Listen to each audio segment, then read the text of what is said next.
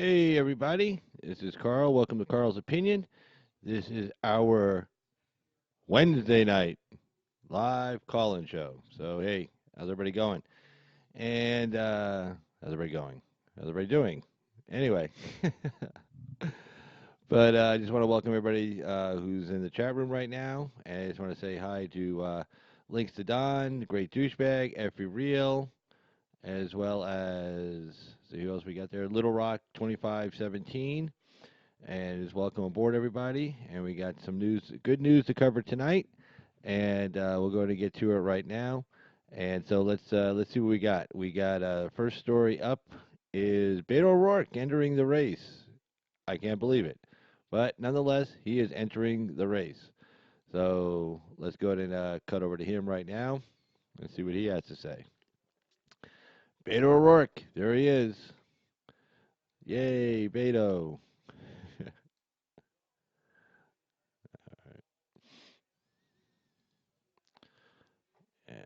see. There he goes. Beto O'Rourke running for president. El Paso TV station confirms. Let's see what we got here. An El Paso TV station reported Wednesday evening that former Representative Beto O'Rourke will run for president. TV station KTSM, the NBC affiliate for Mr. O'Rourke's hometown, reported that Mr. O'Rourke himself confirmed via text to KTSM Wednesday afternoon that he is seeking the Democratic nomination. Well, that's a hell of a way to announce. Call into a radio show? Kind of, yeah, okay. So, anyway, the announcement will come Thursday morning, KTSM reported. Going to go ahead and time that probably with the Senate voting to halt Trump's national emergency declaration. Mr. O'Rourke has openly speculated about seeking the 2020 Democratic nomination and been speculated and been speculated about since he lost his 2018 U.S. Senate bid to Republican Senator Ted Cruz, though much less than Democrats usually do in ruby red Texas. On Wednesday, Vanity Fair let loose a cover story in which Mr. O'Rourke said he'd like to run and thinks he'd do well. Doesn't sound like a lot of confidence. It says, I think I'll do well. That's it? Wow. Okay. There you go. Mr. O'Rourke saying thinks he'll do well. Okay. But I mean, I'm not sure. I'm not sure where he. Yeah, exactly. A big. I totally agree with you, Effie. A big bag of wind. He's all smoke and mirrors. I mean, his when he lost and he gave that concession speech, it really wasn't a concession speech. But I mean, he had a smoke machine. Literally, when I say smoke and mirrors, he literally had a smoke machine behind him. I was talking to a liberal friend of mine, and yeah, even she was embarrassed. She could only make any excuses for him as far as why he was, had a smoke machine behind him. Like it was, I mean, it's one thing if it's staged, but I mean, this was like super staged. This was like beyond being staged. So yeah, I'm not sure really. I'm not sure where he thinks he's going to fit in the pack. I mean, you got Kamala Harris and Bernie Sanders and Julian Castro occupying the left. I'm not sure where he fits in. I'm not sure where he goes. To be honest with you, I really don't know. So let me pull this one off here. Let's see. Boom. Yeah, so I'm not really sure where he fits in at all, to be honest with you. I'm not sure what he's going to occupy. I'm not sure where his money's going to come from. I mean, Kamala Harris is going to grab a bunch of that money from California, from L.A., from Hollywood, from San Francisco. A lot of the money that he got in the Texas thing, he went out to Hollywood. He went out to Hollywood and grab that money from them. But their money's going to. I'm sorry, but he's still whether his name's Beto or not, he's still a white man. And you got Kamala Harris in there, who's part black, part Indian, and she's a former attorney general. She's a former DA. She's in the Senate right now. She didn't lose an election. In fact, I don't think she ever lost a single election. I think she won her first race for DA, and the first time she won the attorney general is the first time she had run for the spot. So I mean, you can get behind a loser. I mean, because that's exactly what he is. I mean, if he had won the Senate race, then he could say, "Hey, I took a red state." Coming in close. Well, that's nice, but that doesn't quite get you over the bar. I mean, the only thing I heard Barack Obama went down and talked to him. I don't know, maybe he inspired him. I have no idea. But you got Warren Sanders and Kamala Harris, Cory Booker on the left. You got Joe Biden now taking up the center. I'm not sure where he's going to fit in at all on this. To be honest with you, so I don't think he's going to get very far. Not to mention, again, he's whether you like it or not, his name is James Francis O'Rourke. I mean, he gave himself the name Beto. He rides a skateboard. Good for him. But that's not going to, that kind of, you might get some crowds, young kid crowds out there, but, they don't have any money. So where's and the money, the Hollywood money is going to go to Kamala Harris. Uh, hell, the Hollywood money might even go to Joe Biden. Because they figured, well, he's got a shot to win. I mean, they know this kid has no shot to beat Trump in the general election. They know he's got no shot to debate him on stage. That's not going to happen. So let's see what other stories we got going on here. Let's see.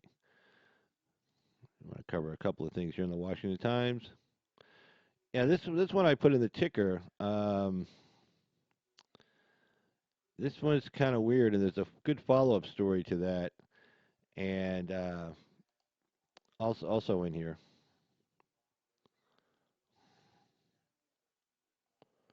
Let's see. Let me pull this up.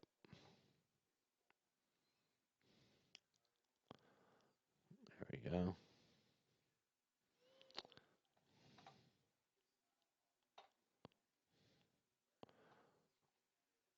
Okay. Let's see what we got here. Okay.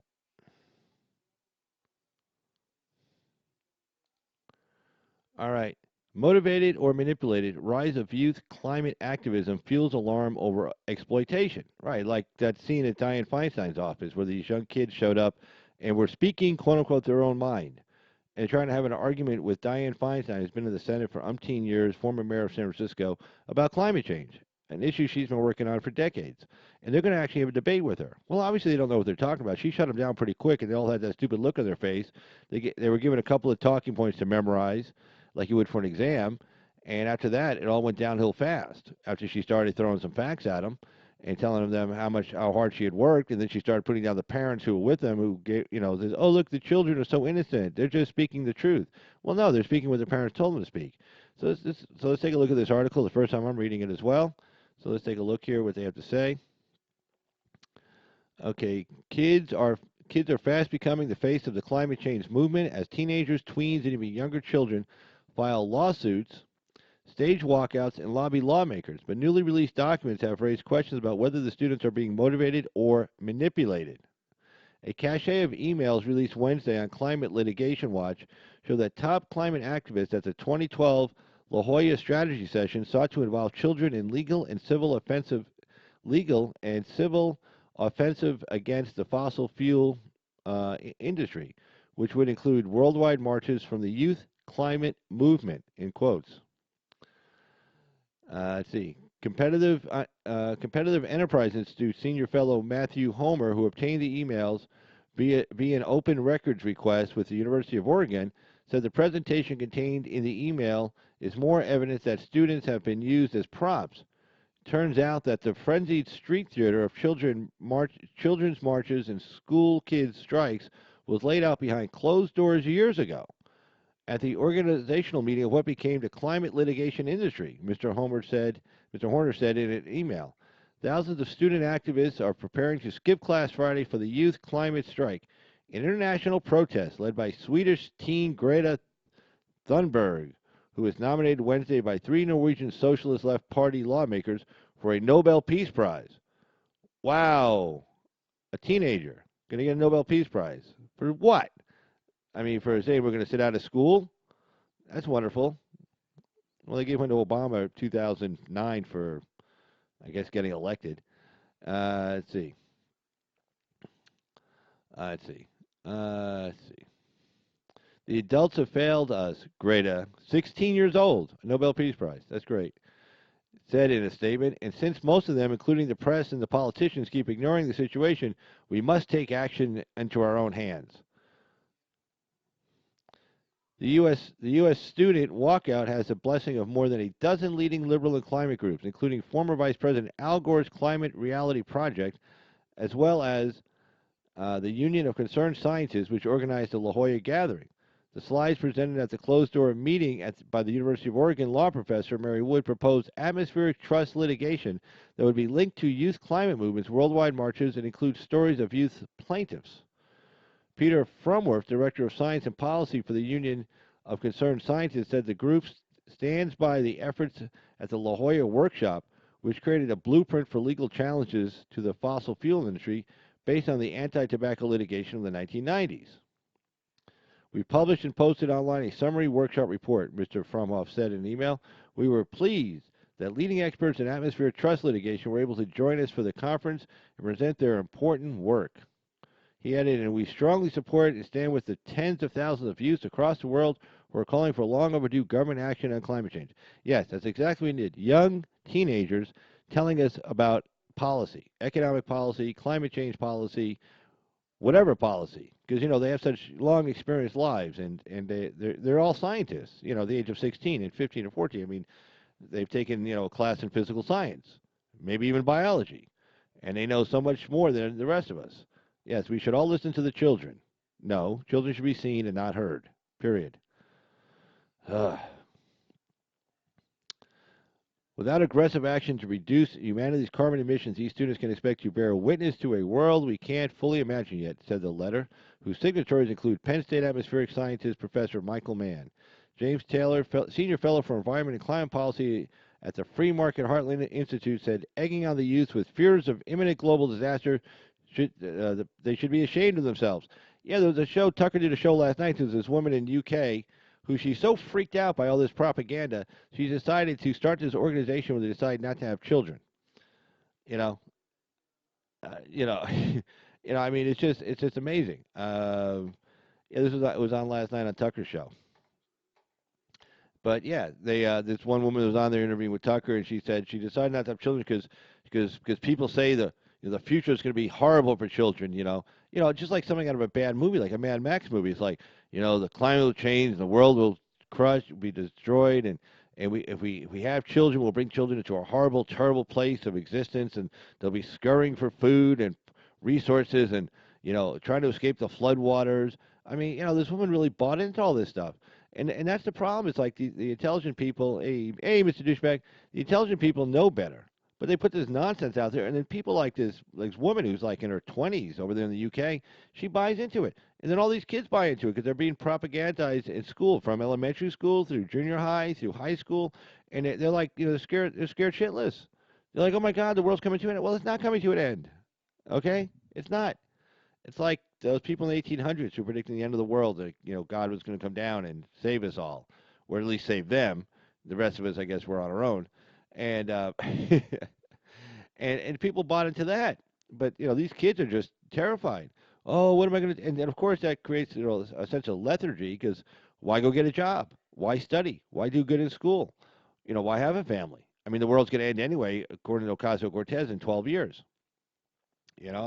So why do anything at this point?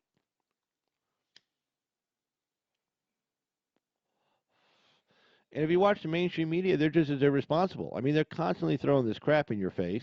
They constantly tell you the world's going to end. They constantly tell you everything's going to go.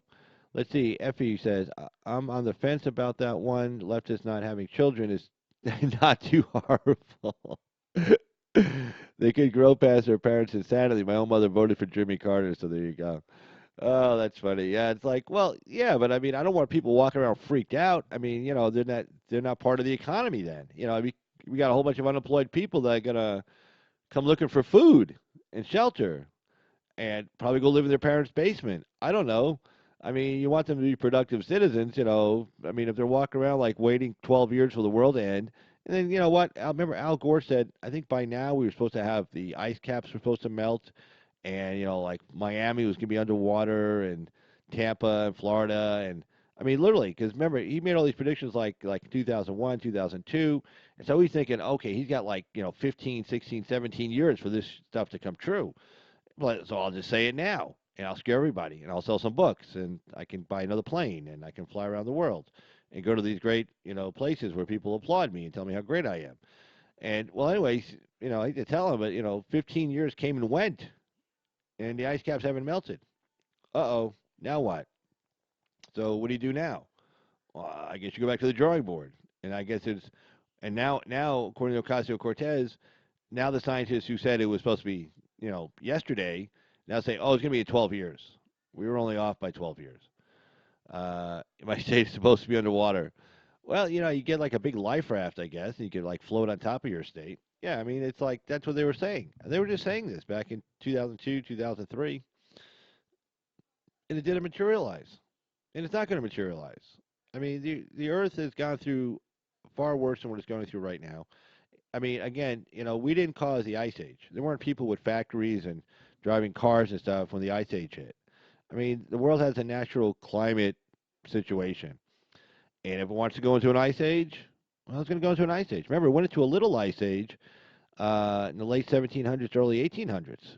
And there was a big glacier heading for this one village, and the priests went out there with the crosses and the holy water to stop the glacier from coming down the mountain into the village. And it was slowly advancing, and it had cut the village off from the rest of the country. And a lot of crops failed because a lot of people, earlier on in European civilization, they had grown like a lot of like hard type of vegetables, things that would survive cold, and then as the earth then warmed up, and they linked like the earth warming up to civilizations rising and falling, like they say one of the times the earth actually warmed up was right before the Roman Empire came about, and it created a whole bunch of wealth. And but right before that, it had cooled down, and the empires of the Eastern Mediterranean that were out there, like Rhodes and those places, which of course you don't hear about anymore. They went down the toilet because a lot of farm products failed. In Europe, you had a lot of rain, a lot of cold weather. The grain got wet. It landed on the ground. It fell over onto the ground. And it died. So people were starving. I mean, a lot of people were starving. Hansel and Gretel, was written around that time, about looking for breadcrumbs and basically this what parents used to do in those days if they had too many kids, they would like, literally send one or two out so they could feed the rest of them. It was kind of gross. It doesn't really get written about, talked about too much, but that's what they were doing. If they had too many kids, they couldn't feed all of them, and they had to sacrifice a couple. That's what they would do. And and again, there weren't any factories or cars around that time. It's just the Earth is going to do what the Earth is going to do. The best we can do with our technology is try to lessen it upon ourselves.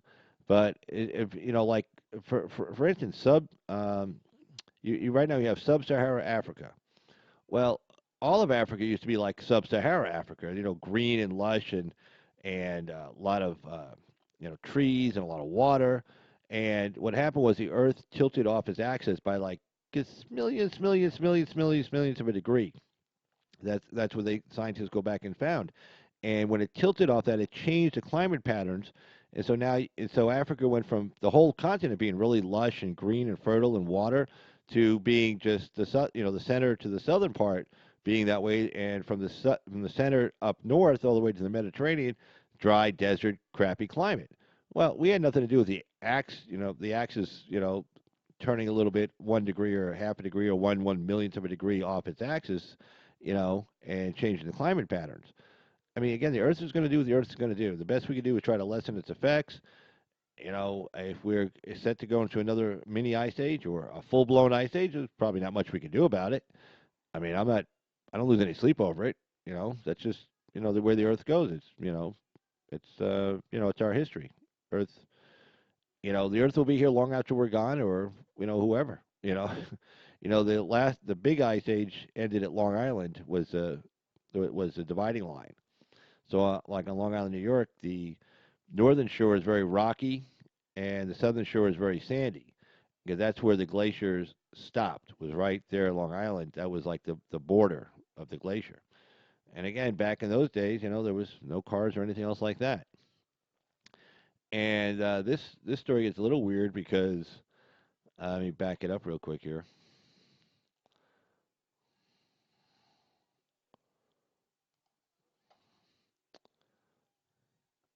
And get to this story here.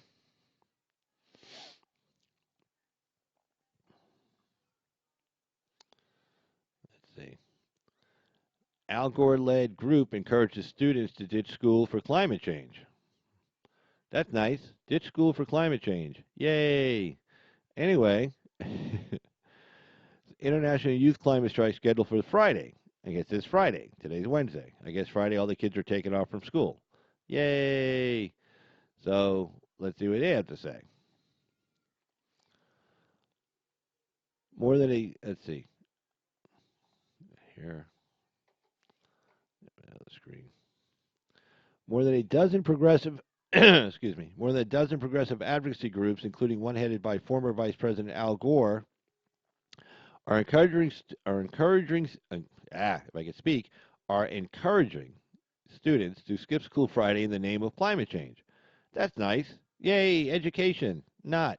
The Climate Reality Project, founded and chaired by Mr. Gore, has thrown its support behind the Youth Climate Strike, a one-day walkout aimed at drumming up support for radical legislative action, including the Green New Deal. God. Okay, this is what they're talking about. They've had enough. And no wonder. It's their future on the line. So if adults aren't going to act on their own, young people will make them, said Climate Reality Project in a Tuesday statement. That guy's sick. Okay. Thousands of students worldwide are expected to walk out of class for the Friday protest, much as U.S. children and teens did last year for the National School Walkout on Gun Control, spurred by the deadly February 4th shooting at Marjorie Stoneman Douglas High School in Parkland, Florida. Other advocacy groups supporting the walkout include the Sierra Club, the 350.org, Women's March Empowerment Group, Women's March Youth Empower, the Sunrise Movement, and Greenpeace. Yay. Oh, this idiot. Isra Hersey, the 6-year-old daughter of Representative Ilhan Omar, Minnesota Democrat, is scheduled to speak at the rally in Washington, D.C. as one of the 3 U.S. co-leaders. Gee, what a coinkydink. The Congresswoman also plans to attend. Yes, encourage your kid not to go to school. Yes.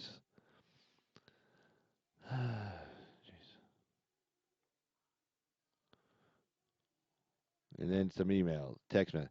If the buzz online is any indication, the global school strike for climate change is going to be huge. It's going to be huge. If nothing else, it's going to be the day when young people worldwide stand up as one and announce they're here to fight for their future, said the Climate Reality Project. The Youth Climate Strikes platform echoes the Green New Deal, the non-binding resolution introduced last month by Democrat Representative Alexandria Ocasio-Cortez and Senator Edward Markey, but goes further by calling for 100% renewable energy instead of net zero emissions by 2030. 100% renewable energy by 2030. Okay, I guess we're all going to be starving to death. We don't have to worry about, like, climate change. We all worry about not eating. The group is also demanding the creation of a committee with subpoena power to oversee implementation of the Green New Deal and the declaration of a national emergency on climate change. We are striking because if the social order is disrupted by our refusal to attend school, well, actually, no. Wow, talk about narcissism. You think the social order is going to be disrupted because you don't go to school. How? Exactly tell me how. Like, what's not going to get done if you're not in class? Teachers will be there. The vice principal will be there. School bus will still be running. Nobody's going to be losing any money. The world is not going to end if you don't go to school. If you're running around on the street causing problems, yes, you will get arrested. If you don't show up for school, I guess you can get an F that day. So there's your social order. You will flunk your class. So don't go Friday. Don't go Monday. Don't go forever. And see what happens. You know, tell me all about your new job at Taco Bell when you're like 27 years old. Because that's what you'll be doing. Working at Taco Bell at the age of 27. So don't go to school. Hey, the world's going to end in 12 years anyway. 12 years from now, see, you're 16 now, you'll be 28. No big deal. You stay with mom and dad until then. Then you can sit around the house and watch the world end. But I like that. We are striking because if the social order is disrupted by our refusal to attend school, then the system is forced to face the climate crisis in action. Wow, again, wow. Narcissism on the full display. Again, they think by not going to school, somehow we'll be forced to face climate crisis, and somehow we'll be forced to enact change. Like things are just going to, Trump's going to say, oh my God, these kids are all out of school today. We better do something. Quick, shut down all those coal plants. Stop drilling up in Montana and South Dakota and North Dakota. Stop drilling that oil. That stuff's going to kill us. What are you, crazy? Yes. Quick, build a couple of solar plants. Do that now. Because these kids have to get back to school or the whole social order is going to be totally disrupted. What are we going to do? What are we going to do? What about the children? What about the children? What a joke.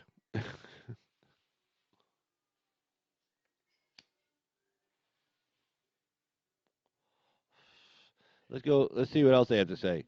Here we go. With our futures at stake, we call for radical legislative action to combat climate change and its countless detrimental effects on the American people. What about the rest of the world? I guess they don't care about them. James Taylor, senior. Here we go. James Taylor, senior fellow for environment and climate policy at the Free Market Heartland Institute, called it ironic that climate activists would encourage students to prioritize the protest over classroom time. They're encouraging students to boycott and walk away from institutions of learning in order to make a point about asserted science, said Ms. Taylor. This is precisely what they hope Americans will do when they activists, stifle debate, when they do everything possible to obstruct a well-rounded discussion and debate on scientific topics such as global warming.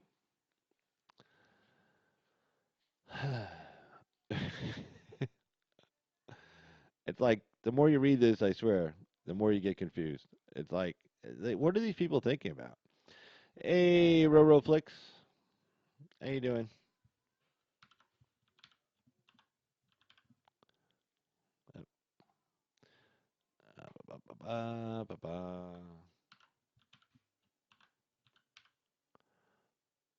Boop,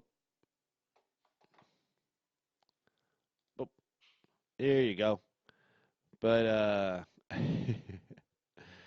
but yeah, we got the call in number there, 775-273-8970.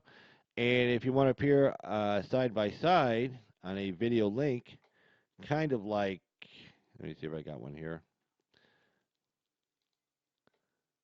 Kind of like that, where you'd be number two, I'd be number one, but you can appear side by side. All you do is just let me know in the chat that you're going to send me an email to that email address there, ca2jarger@gmail.com. I'll go check my email. I will send you a link.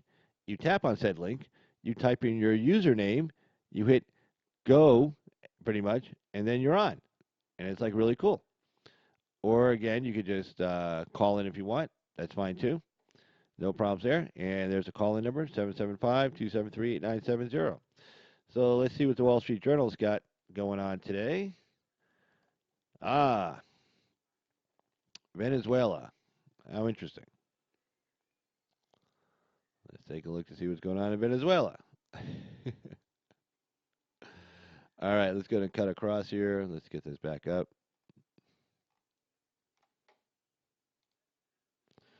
And adjust this real quick for you guys to make sure. Oh,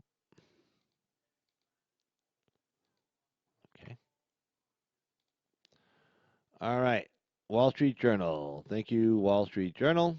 And in fact, let's take this out of here. Boom. All right.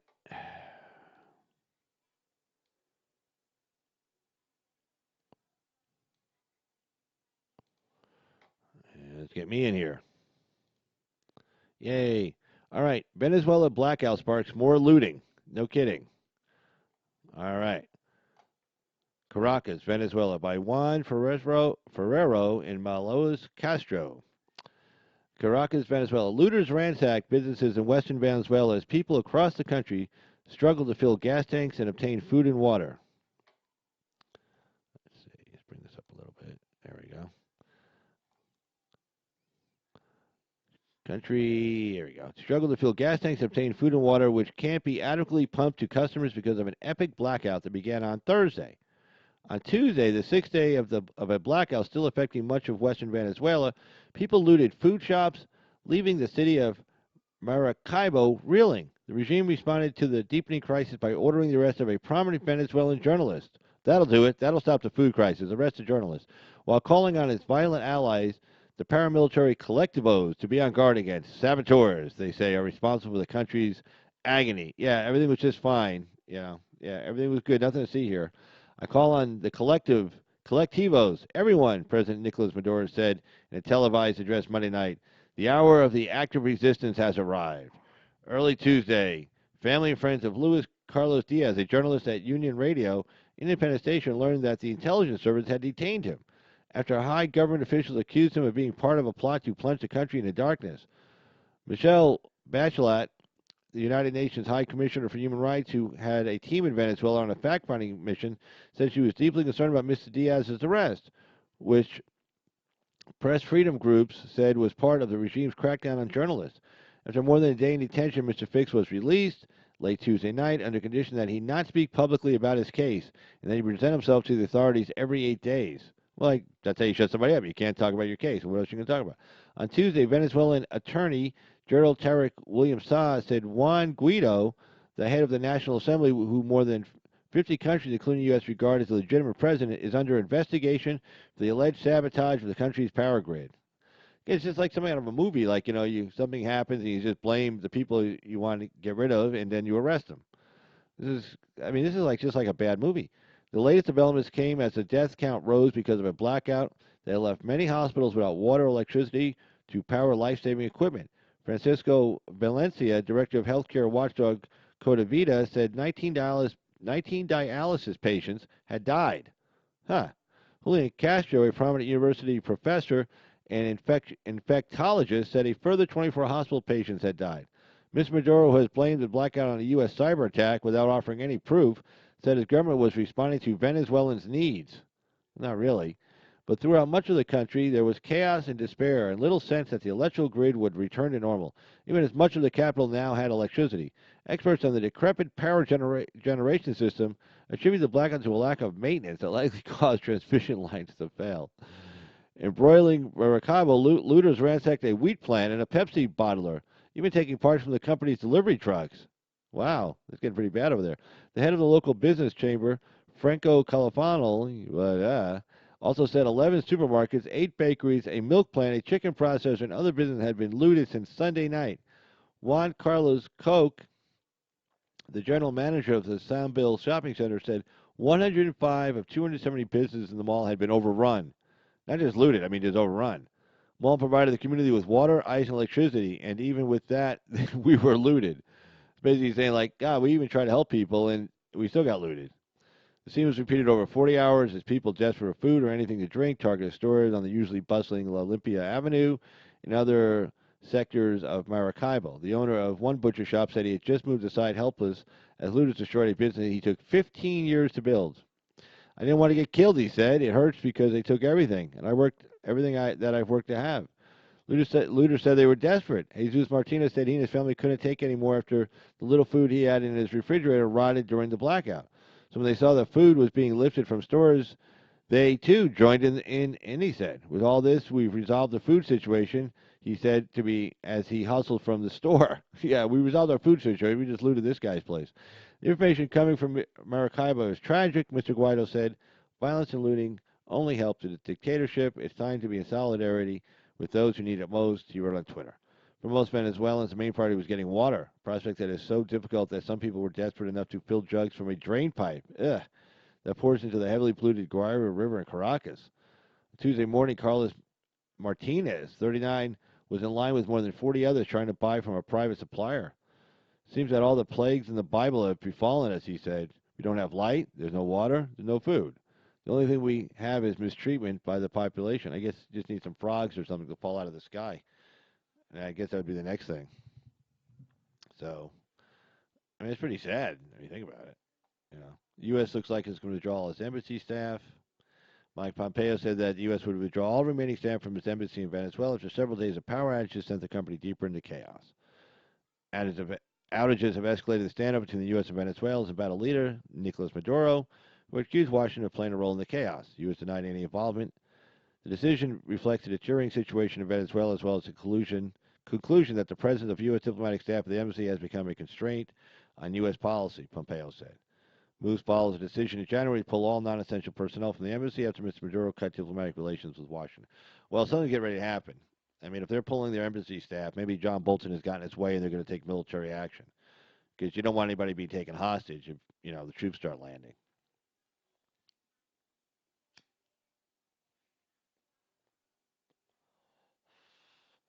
So we could be going to Venezuela again. The downside to that is once we go in, we own that place. I mean, we own it. We own all the problems, and the people are not going to be happy with us because whatever we do, it's not going to be enough.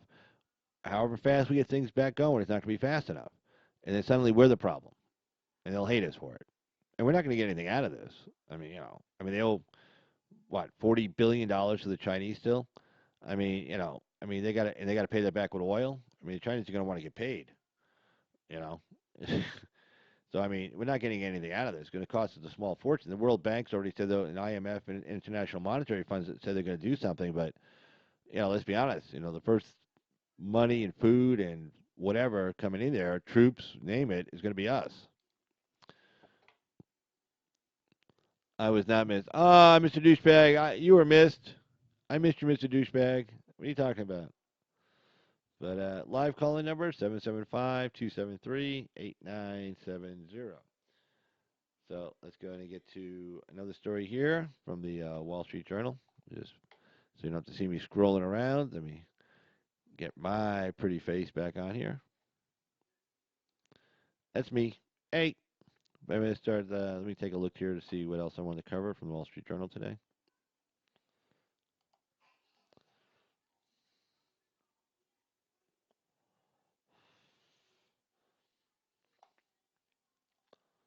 Let's see.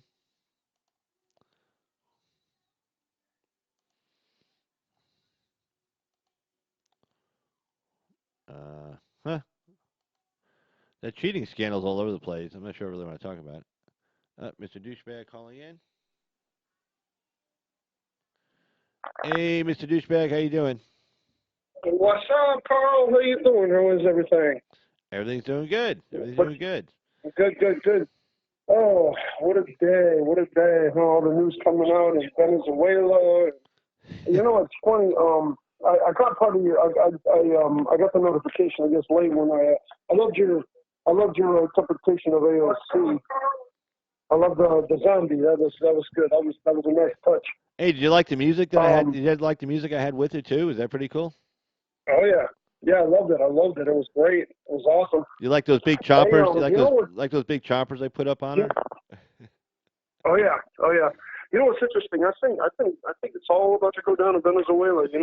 Trump doesn't even have to lift a finger because, if they're evacuating the personnel, the embassy, probably I'm willing to bet that the military is probably going to take over. That's what I'm thinking. Well, I mean, they've been holding on, staying loyal to him, but that loyalty is going to run out. I mean, I'm sure we're talking to those military guys saying, hey, look, man, this thing's going to end eventually. If you want to be on the right side of this, you don't want to end up getting a plane ride to The Hague and answering for human rights violations. You want to be on the right side of this. Yeah. I'm sure they got some kind of a deal. It's like, look, well, whatever you did, you're free. Don't worry about it. Nobody's going to prosecute you. Nobody's going to sue you. Just help us get rid of this guy, and you're golden. I'm sure there's some kind of talk like that. Yeah. Do you really hold on a second, Carl? I'm sorry, my phone is not co-op. All right, hold on. Okay, there we go. Sorry about that, my phone.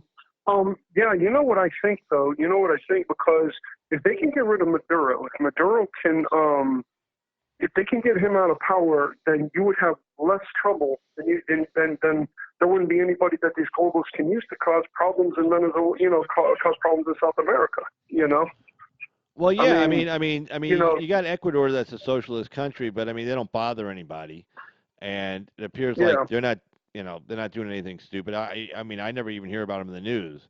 So I mean, and then the rest of the country seem like they're kind of getting their act together. I mean, Colombia of all places. I mean, it's bad when Colombia looks good next to Venezuela.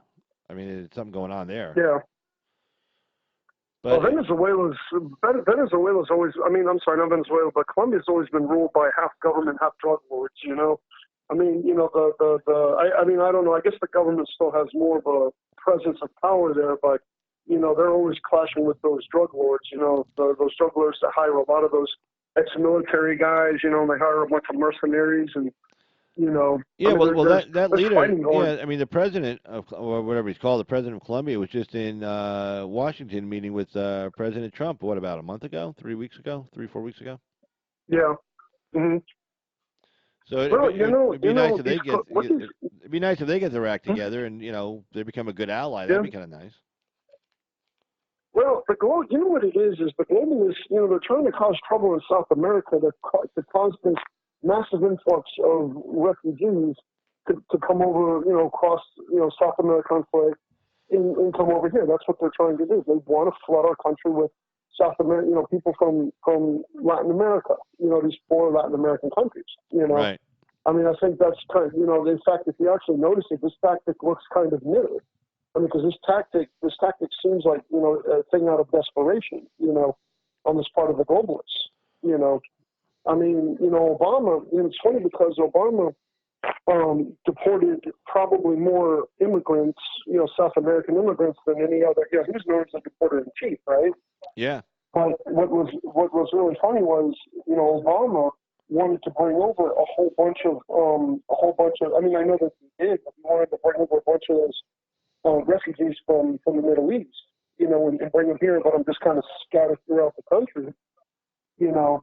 But because for the most part, people from Latin America, like South America, and all, they're not as the most thing you really have is criminals, but you don't really have these radicalized people that would, you know, um, bring massive harm to a group of people like some of these people in the Middle East do. You know what I'm saying? I mean, most of what you get out of South America is, Well, yeah. criminals, but, yeah. They keep it within their country. They don't go out and cause other people in other countries harm. They harm yeah, themselves. For the most part. yeah, yeah. Well, it's like, it's interesting. It's like Brazil. I'm hoping Brazil can actually get out of that socialist mindset that they have, at least maybe go more the way of capitalism. I mean, it's going to take them a while to do that, but I think if that new president can open up the markets and bring some jobs to Brazil, maybe they can afford to keep some of their socialist programs alive. You know what I mean? Because Right. socialist programs, those are kind of those are more the safety net. That's where these liberals, they don't understand. That socialist programs are obviously most countries that are based on predominant capitalist free markets use those socialist programs just to help people give people better quality of life. They don't go full blown socialism. Well, no, I mean, we have, I we, mean, we, even we have we have certain safety nets in place, but unfortunately, they were designed to be safety nets. They weren't designed to be like you're not supposed to live like on a net under a trampoline. You're supposed to like land in the net, get your wits about you, and then yeah, get out of the net. But unfortunately, a lot of our social yeah, safety nets have become permanent fixtures. Again, I have this new secretary who's been working my criminal cases, and she'll talk to somebody on the phone and make an appointment, and they're like got appointed a public defender, and what do you work? It's like, oh no, I don't work. It's like, well, how do you eat? Oh, Social Security disability. Again, 75% yeah, of the people in my jurisdiction, I live in about 85% white populated town, and we have about hmm 37,000 people, and about 75% of the criminals who get a public defender who have to qualify it to show that they're living at or near the poverty line. 75% of the people who have any kind of money coming in the house, 75% of those are on Social Security disability. That is not an exaggerated number. About three out of every four. Three out of every four. yeah. I mean, it's just really disgusting. I mean, Well, it's like, the people are just gaming the system and using, mhm. our generosity to try to help people when you're down and using it to be a permanent lifestyle. Yeah. Well, like it's interesting, and this doesn't get talked about much. And I was watching this on another YouTuber's channel, and I pointed something out to him. What was interesting was he was talking about how he was a little disappointed with Trump saying that we need people from other countries to fill the jobs that are here, right? Well, see, this is where I don't really necessarily, because he was kind of bashing Trump for it. But see, if Trump can get the qualification, because right now our immigration system is favored to let people in, low skilled, people who are going to rely on government, it's favored more to come in. But if he can change that to where it's more of a, based on skill, based on what you can contribute to our country, then you're going to eliminate half of the rest that's trying to get in here that would depend on government and would depend on, handouts and things, people that, basically, like you're saying, game the system, and that's that, and I'm actually glad that Trump can do that, because, we are still a nation of immigrants, but we want people to come in on merit-based, wait your turn in line like everybody else has to. Don't cut in line. You know what I'm saying? Yeah, and it's not I so mean, much. like I said, It's not so much like, okay, you have to wait in line because we all waited in line, like everybody else did. It's a question of the reason why you have a line is so because you want people to be properly vetted. You want to see if they fit into what we need. In other words, the immigration debate, the left has done a pretty good job of turning it around from what we need to what these people need. Like people who want to come into the country. Well, they need jobs. They need a safe place to live. They need food. They need housing. Well, no. Well, that's not the issue in immigration. You're immigrating to our country. You're not. We're not talking about immigrants. We're talking about immigrants, people, which is from our point of view. So we say, okay, what do we need in this country? And if you're not what we need, well, we're not going to let you in. Well, I need yeah, shelter. My country sucks. Well, as long as we keep allowing you in, we keep being the release valves for all these countries, Honduras, Nicaragua, El Salvador, Mexico. Then these people never stay and make yeah, and then they come over here, like Victor Davis Hanson was saying. Then they come over here and they wave their country's flags and they march in our streets and, and protest what we're doing, protest our government. Well, why don't yeah, you stay in your own country? If all these people had stayed in their country and protested their governments and went to Mexico City and protested what the Mexican government's doing, and they stayed yeah, unified, and the Mexican government would have to change at some point. But no, the Mexican government loves the fact anybody who's tired or hungry or wants a better life leaves, and they let them. And then, of course, they get to yeah, send the money back, a bunch of money through remittances, where they get a big take of that. So, I mean, we're the release valve for Mexico, Honduras, Nicaragua, El Salvador. So they never have to they never have to change the way they do business, the way they operate their government, the way they use their resources, the way they mine their resources, the way they export their resources, because they know they got us to go taking their leftovers. People who can't make yeah, it in Mexico, we take them and we get their excess population. You imagine if we had a country where you just take a look at like the people who are chronically unemployed, the people who stay on welfare for generations. If we had a country mm-hmm, we just sent them to, I mean, we'd be mm-hmm, better off. We got rid of all the burdens as far as entitlements and stuff. We got rid of all the burdens. Even older people, because like a lot of older people come over here who can't work. They just come on over and through train migration. But if we had like a release valve like Canada, we said, okay, everybody that can't yeah, work, doesn't want to work, we're going to send you them.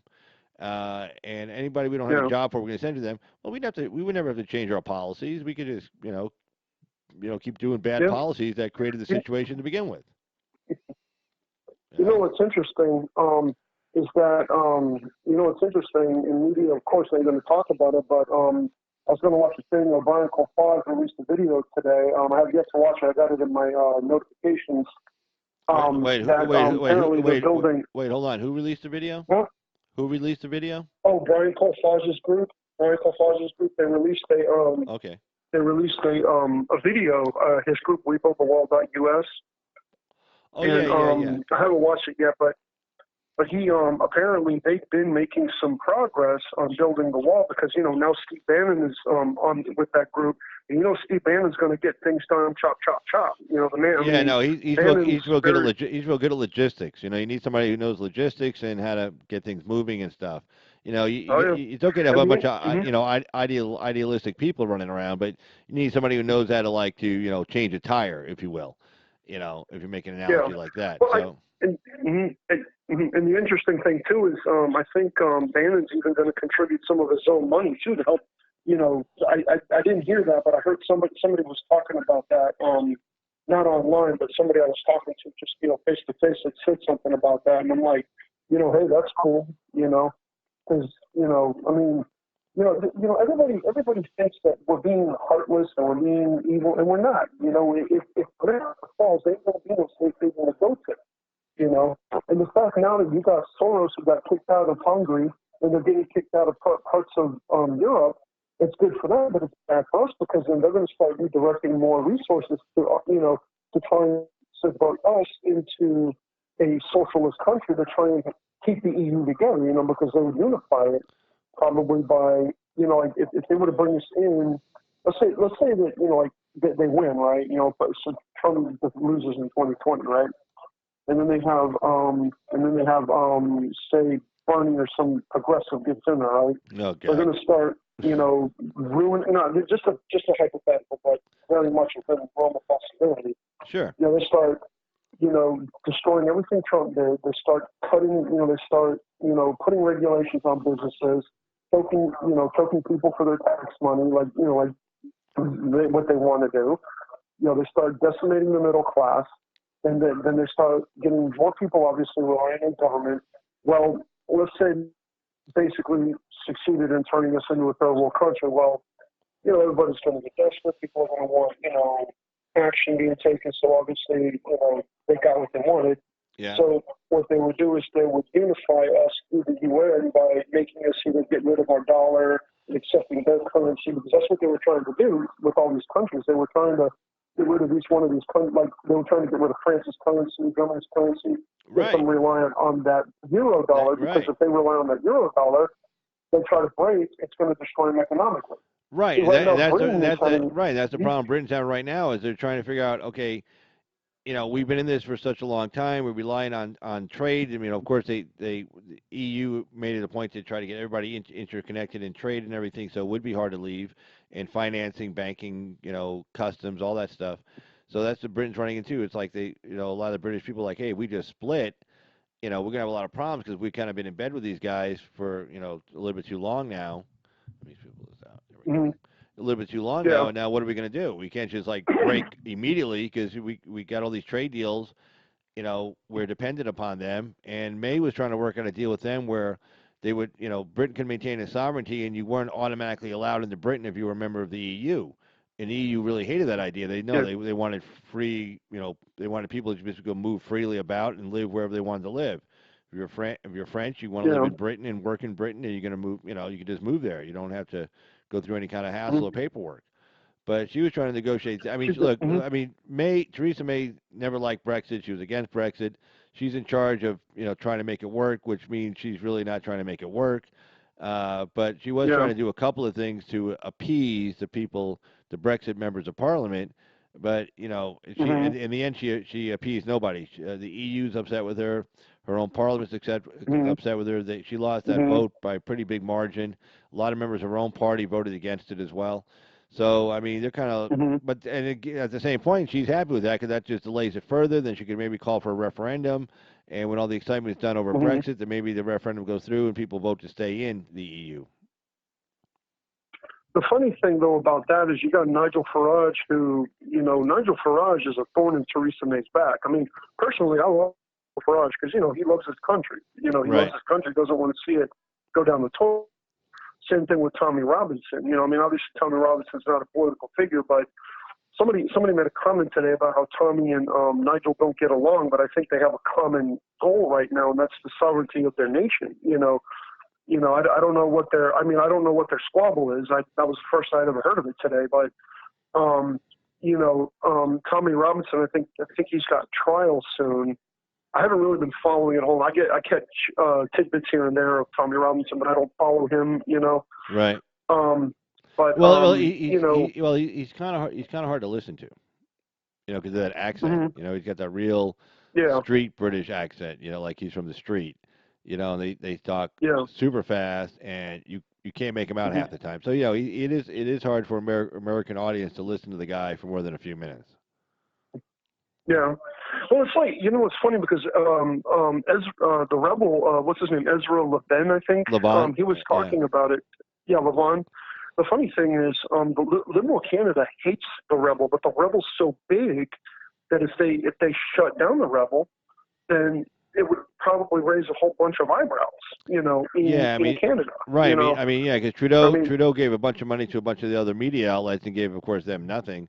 So you're trying to hope that by hmm giving the money to their competitors that they would be able to drown them out with, marketing and everything else. But I mean, that hmm message that they put out there that I mean, I watched the Rebel a bunch of times.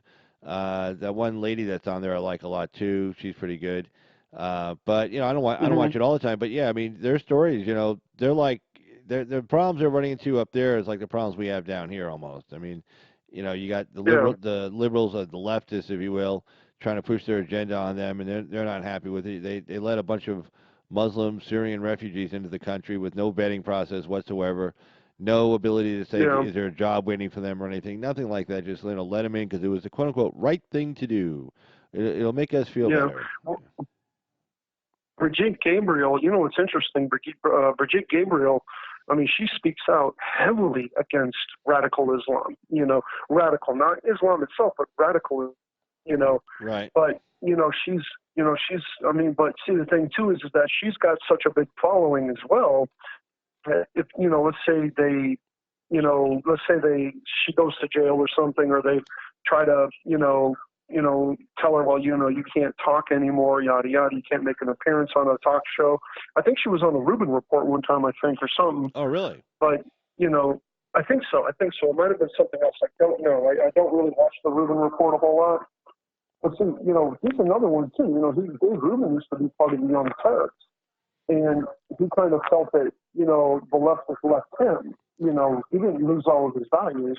No, But no, part, but he's the same guy. He's the same liberal he was before. It's just that he realized that his values are no longer mainstream Democratic Party. I mean, I was talking about this the other night. It's like, when 56% of your Iowa caucus voters, Democratic Iowa caucus voters, either would be very happy with the socialist candidate for the Democratic Party, or it was very happy, or like very satisfied, or moderately, or mostly satisfied, and that number was like 43 or 45 very happy and 11% moderately happy. So it was like 56%, something like that. When you over yeah, half of your caucus voters, and people in uh, Iowa, they all show up. Everybody goes to the caucus. I mean, nobody stays home for that. I mean, mm, they know they got the national spotlight more than any other other single primary does. Everybody's watching them. They're the first to mm, go. It's freezing, generally. It's cold. mm, It's February 3rd in Iowa, but people come out anyway. yeah, It doesn't. They always say, "Oh, the weather." Every time there's bad weather, they say, "Oh, the turnout's gonna be." No, turnout is high always. I don't care if it's literally 20. Well, first of all, you're in Iowa. It's not like they don't know what cold weather is. Not like they don't have snow yeah, tires or chains, or not like they don't know how to drive through mm, snow and cold and ice. I mean, they live there. Okay, it's the same weather every yeah, year. So when they say, "Oh, the weather's bad, yeah, these people aren't coming out," it's like nonsense. So but when over half of mm, your primary caucus voters rather are in mm, favor of a socialist candidate, in order for that Democratic candidate to get the nomination, they have to go so far left. As some of these issues are taken, uh-huh, I don't see how they pivot back from yeah, them. I just don't see it. mm, yeah. Well, it's like CNN. CNN, they say Nickelodeon has higher ratings than CNN. But see, the thing is that we all know CNN is being kept open by the powers that be that back George Soros. I mean, the powers that back George Soros, they have their hands in virtually anything that pushes a liberal narrative agenda. Right. I mean, CNN and CNN, people think that this kid, what's his name, the Covington kid, they Right. think that just because he gets awarded $250 million, that's nothing to CNN. That's not even change for the people who back CNN. You Right. know, Yeah. No. I I mean, mean. No. that's Well, first of all, probably got insurance. I'm sure insurance will cover a big part of that. Their premiums may hmm go up or whatever the deals. I don't know if they're self-insured or what their problem is. But I mean, yeah, CNN loses money. The actual network itself loses money every year. hmm I mean, their ratings are in the yeah, dump. Their ratings are. I mean, they're like behind HDTV. Nothing against HDTV. I like it a lot, but I mean, their ratings are like number 20 on cable. I mean, they're behind like yeah, Nickelodeon a lot. I mean, they're not even yeah, close. So, so I mean, yeah, yeah. So as far as them having to write a check for 250 million, they probably write checks like that every year to cover their losses. You know, they just hmm do. yeah.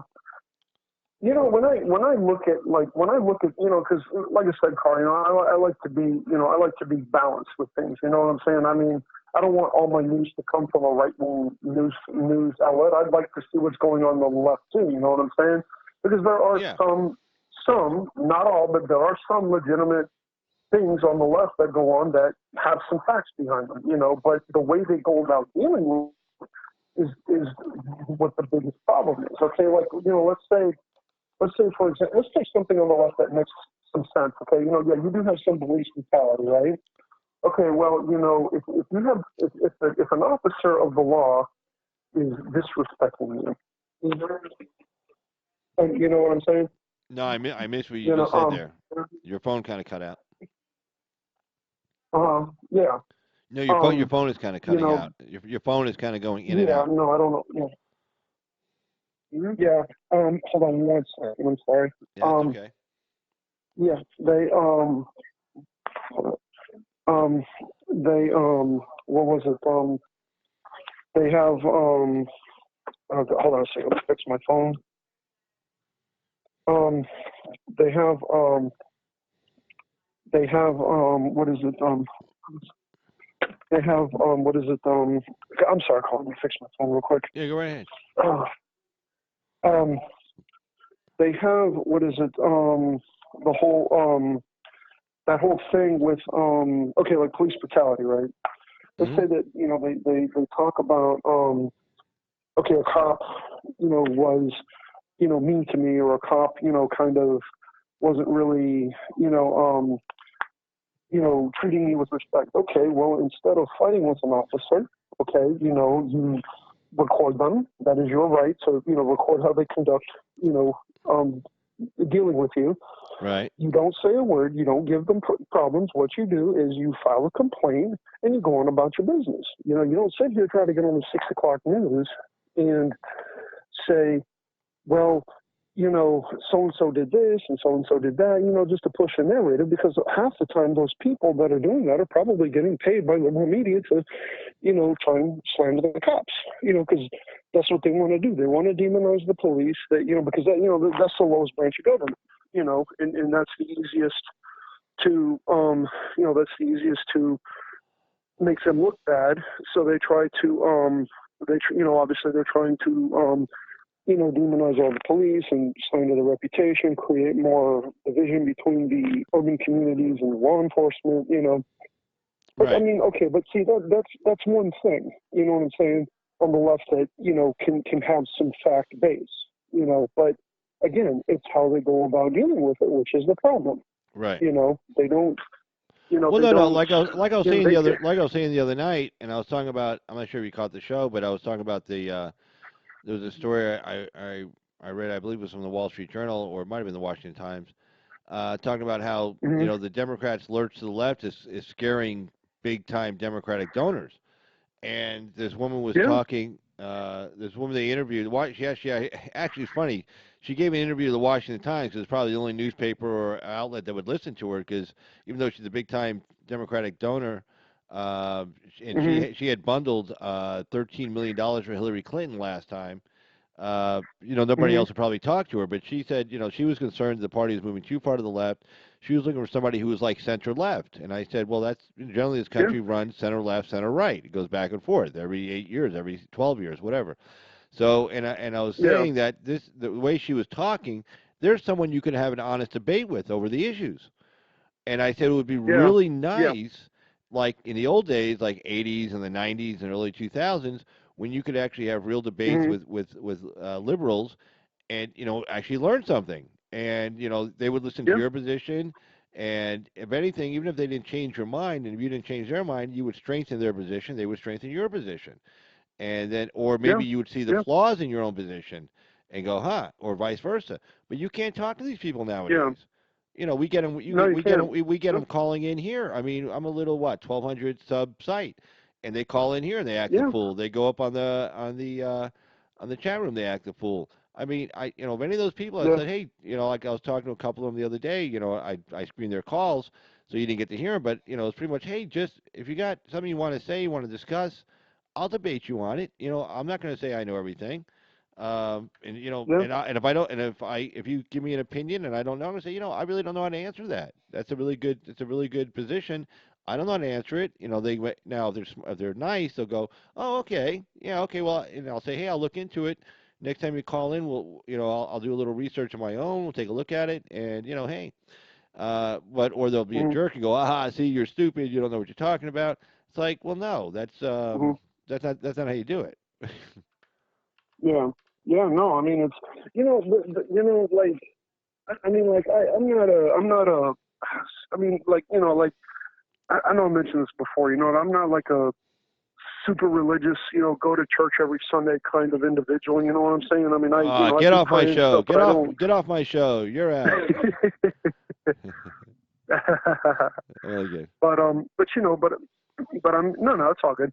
Um, but but like anything, I respect people to have their beliefs, and I respect people to have, their religion, and most of these, like the millennial generation is probably what has caused the the big divide. Because the millennial generation don't really look at raising families or having kids, or if they do, a lot of times those kids they feel are a burden to them, and they either, you know, I mean, it's sad. It's sad, that a lot of these kids are, turning out the way they do. But I think a lot of that kind of started in the 80s, I think, and, kind of started maybe more like in the 60s and then went full steam ahead in the 80s, because family is important. Family is important. It's important to have, family and, family values and things. But see, family could also be different things too. Sometimes it could be, I've known people that have, that their best friends have become their family, or family, good family friend takes in a child that a parent couldn't, that their parent couldn't care for. You know what I mean? I mean, that, family doesn't necessarily have to be blood, but you really just don't. You really, that's one of the things that I think is missing from a lot of the world nowadays. Because see, these globalists have this war on the family. It's one of the things is war on the family, war on men basically.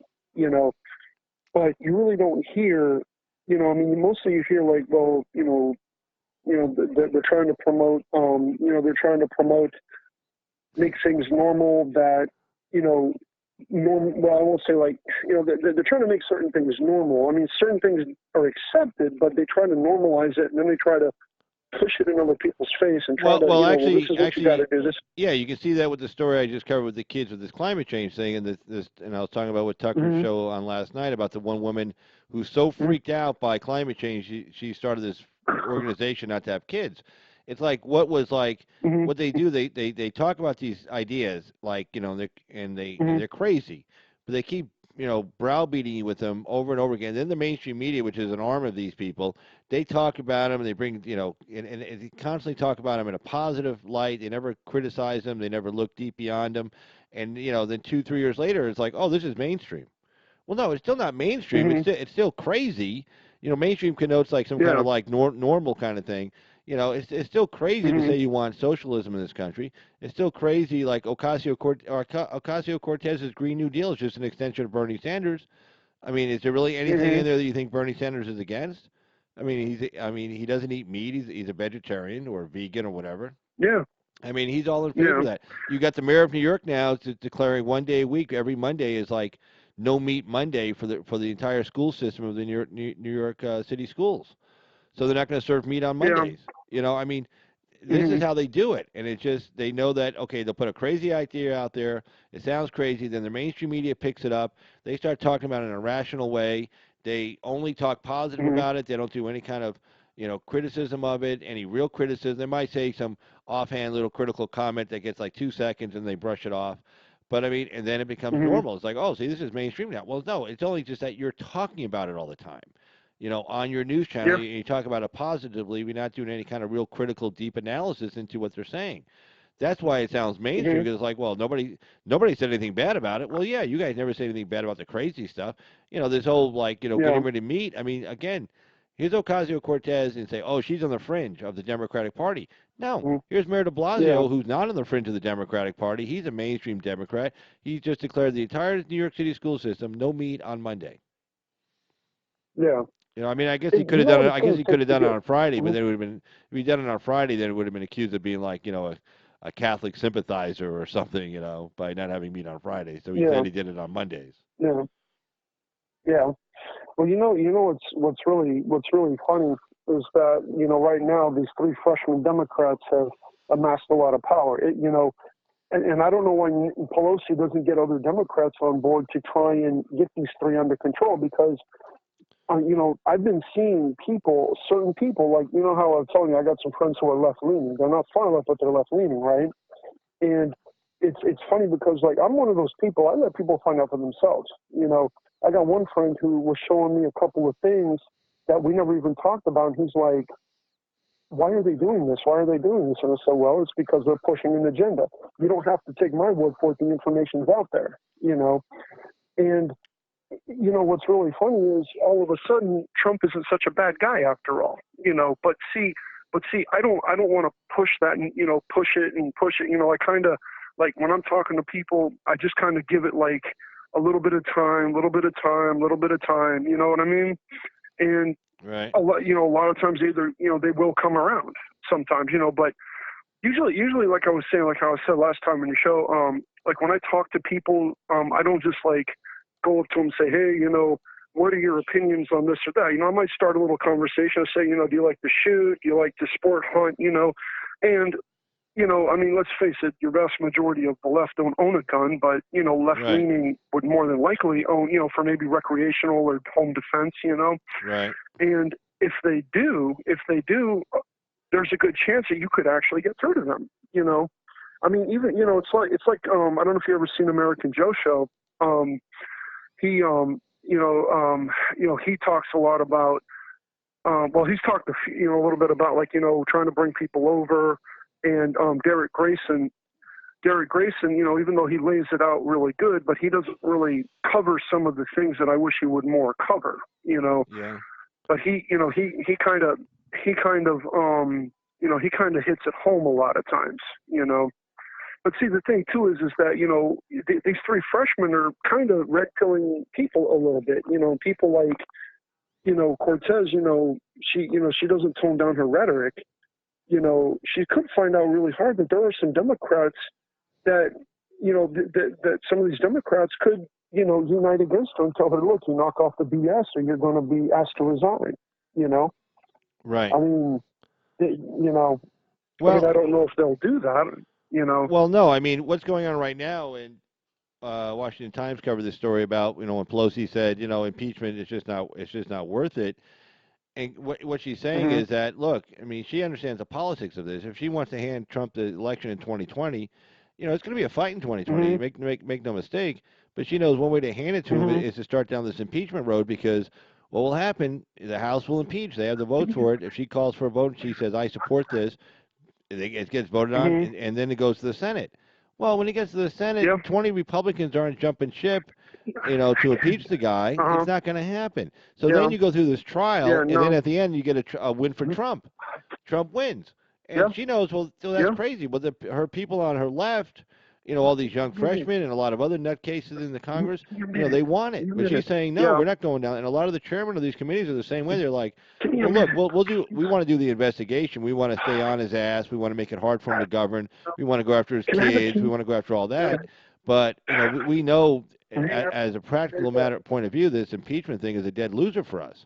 I mean, Give me a sec. I'll be right back. Yeah. Clinton's poll numbers went up after they impeached him in the Hey. House. Uh-huh. His poll numbers went up. All Mm-hmm. right, you got a cold or Yeah. something? You okay? Yeah. Yeah. No, I'm. I think it's my phone. I don't have very good connection, but I can see you back in the chat room. I'm sorry. I guess my connection isn't really good out this way. I do apologize. No. What Um. happened? Is something going on with the internet or something? You have like internet phone or what's going on? Yeah. Yeah. I think it's where I'm at. It's it's probably like the connection or something. I don't know because it's kind of going in and out. Yeah, But what you need to do is I'll get one of those. I was looking online in that because I'm like where I'm at, my internet is just But anyway, Uh-huh. like WeBoost sells that like they use it for like people for RVers. They sell like a WeBoost for the car. It helps you with your signal and helps bring in Mhm. a stronger signal and stuff. I was looking at it here. The only thing is I would need to get like an outdoor antenna, and that's kind of a hassle. I got to drill holes in the wall, and I live in an HOA, Mhm. and they limit what kind of antennas you can have on the outside of your house. But like you get like this outdoor antenna, and then it feeds through a coaxial cable, like a regular regular coaxial cable, and it feeds through that Yeah. down to this Yeah. box, and then you have an interior Mhm. antenna, which like depending how strong of a how expensive one you buy, it's good for like 2 rooms or like the whole house.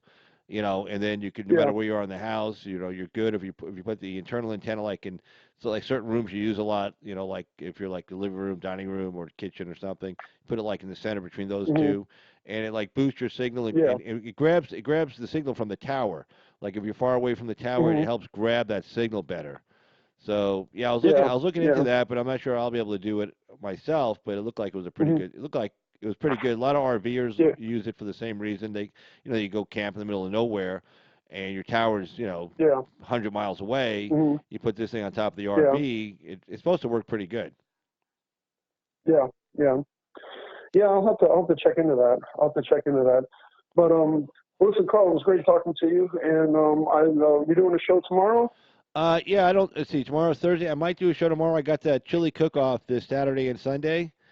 And Mhm. I got a lot of court tomorrow. I got a lot of court Friday, and then I'm gonna be out in Mhm. Petrack Park here in Pahrump for the chili cook-off. I'm gonna be broadcasting live from that, doing some live interviews, taking some phone calls also at the same time, and they're gonna have a little booth there operation set up, so I won't be like walking around and stuff with a camera on a big stick.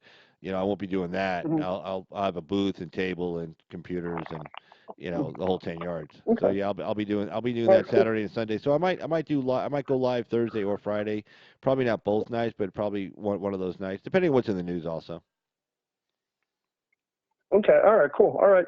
I'll try and catch it if it's I'll try and catch it if I can.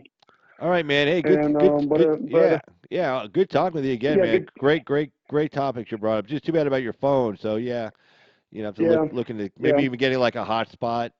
Like one of those AT&T Yeah. Net Express things. I got a couple of those that they work pretty good. They're really good. Yeah. They have their own little. They go grab the signal for you and bring it back down to your phone and stuff. So that's pretty good. I use them on the computers Yeah. also. They work good on the computers also. Yeah. Yeah. Cool. But yeah, no, I'll definitely look into it. But I will. I'll see you back in the chat, and have a great weekend. And good luck in your chili cook-off.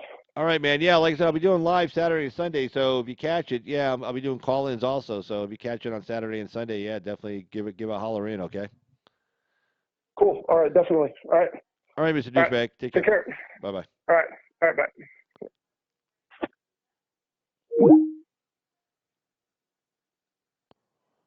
And that was the great douchebag calling in. A great phone call as usual, as always. And again, the call-in phone number is 775-273-8970. And if you want to appear by VMix Video Productions, and they'll be at the National Association of Broadcasters this coming April. They'll be there from the April 8th to the 11th at the Convention Center in beautiful Las Vegas. National Association of Broadcasters. I'll be down there myself. I may be doing some live stuff from down there. I'll be taking a class actually also on. It's funny because I'm doing this weekend, live streaming audio stuff in the field. Different techniques, camera, audio, sounds. A lot. I've kind of come a long way on my own in the last couple of months, but I definitely want to. It's like a 7-hour class. It's supposed to be really good, just chock full of information on camera, lighting, sound. How to broadcast in the field. So in a way, I wish I had the class before this weekend, but a part of me is also kind of excited because I'll be actually, doing it this weekend in the field versus my house. So when I go to this class in April, at least I'll have some real world experience, that I can, when they start talking about different problems they run into in the field, I'm sure I'll have a few of those problems, and I'll say, yeah, when I was in the field, or better yet, whatever problems I do run into, I always like write them down. So when I do meet with these guys, all these super high technical guys, I can ask them, hey, I was in the field and I had a problem with this and that, and I was, hey, what do you do to fix that? What do you do to get that done? So I'll be honest with you, I'm really looking forward to it. And it's the National Association of Broadcasting, a big, huge convention here every year in Las Vegas. They do one here, and they do other convention sites, but Las Vegas is their big one. I mean, it's just huge. They take the whole convention center area up, which, if you know the Las Vegas Convention Center, it's huge. Tons of different convention rooms and everything. and they just take the whole place up. And they even have booths, outside booths in the parking lot areas, special parking lot areas.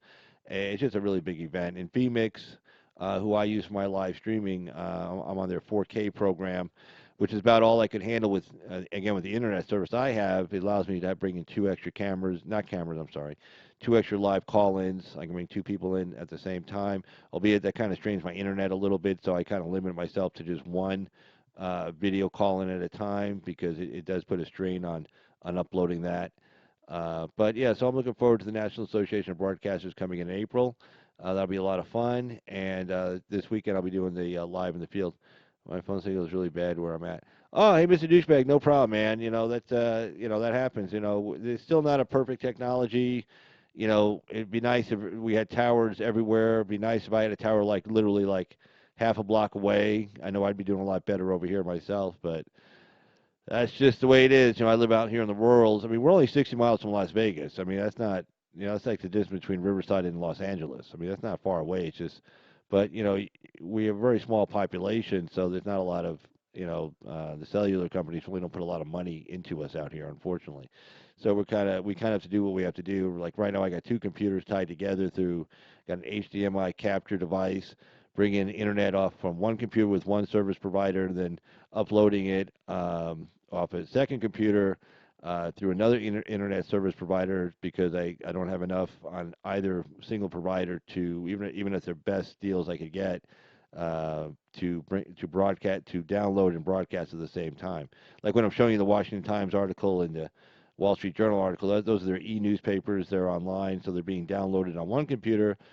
And then I got it networked through an HDMI capture an external device, and that goes to the other computer, and that comes in through vMix video production as a separate input, and then I put that up on the screen. So, I mean, that's what I kind of have to do out here. And she made her bed, now lying it. James Abram, that Muslim chick, she made her bed, now lying it. Oh, well, yeah, I mean, that's kind of off topic, but yeah, I guess that. I assume, Mr. Abram, you're referring to the woman that was from Alabama. She was like 18 or 19, and then she left and got married to an ISIS fighter over there in Syria. And of course, ISIS lost in Syria, so now she wants to come home and she has a child. I'm assuming, let's see. I'm assuming you're talking about her. Oh, yeah, okay, yeah, because there's Black and Irish talking about the Muslim anti-American lady needs to go tell them that to Somali or whatever. Oh, Black and Irish. Yeah, I didn't see you had put that up there. So this guy, all I saw was his comment. I'm like, well, that was kind of off topic. Where did that come from? Yeah, and I also agree with you, Black and Irish. Who would dislike Carl's opinion? Ah, yeah, what's there not to like? What's there not to like? I'm Carl. It's my opinion. Hey, but let's get to another story here, and let's see. Let's pull this one up here. Sorry, I thought you were talking about the one we have over here. Yeah, I think that's the one. I think that's one Black and Irish is talking about was over here. So I assume you're possibly Mr. Abram. You're possibly in England. Okay, let me get this other story here up. Let's see.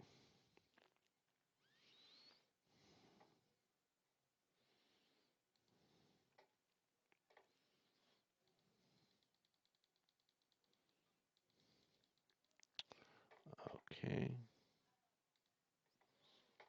Ba-ba-bum.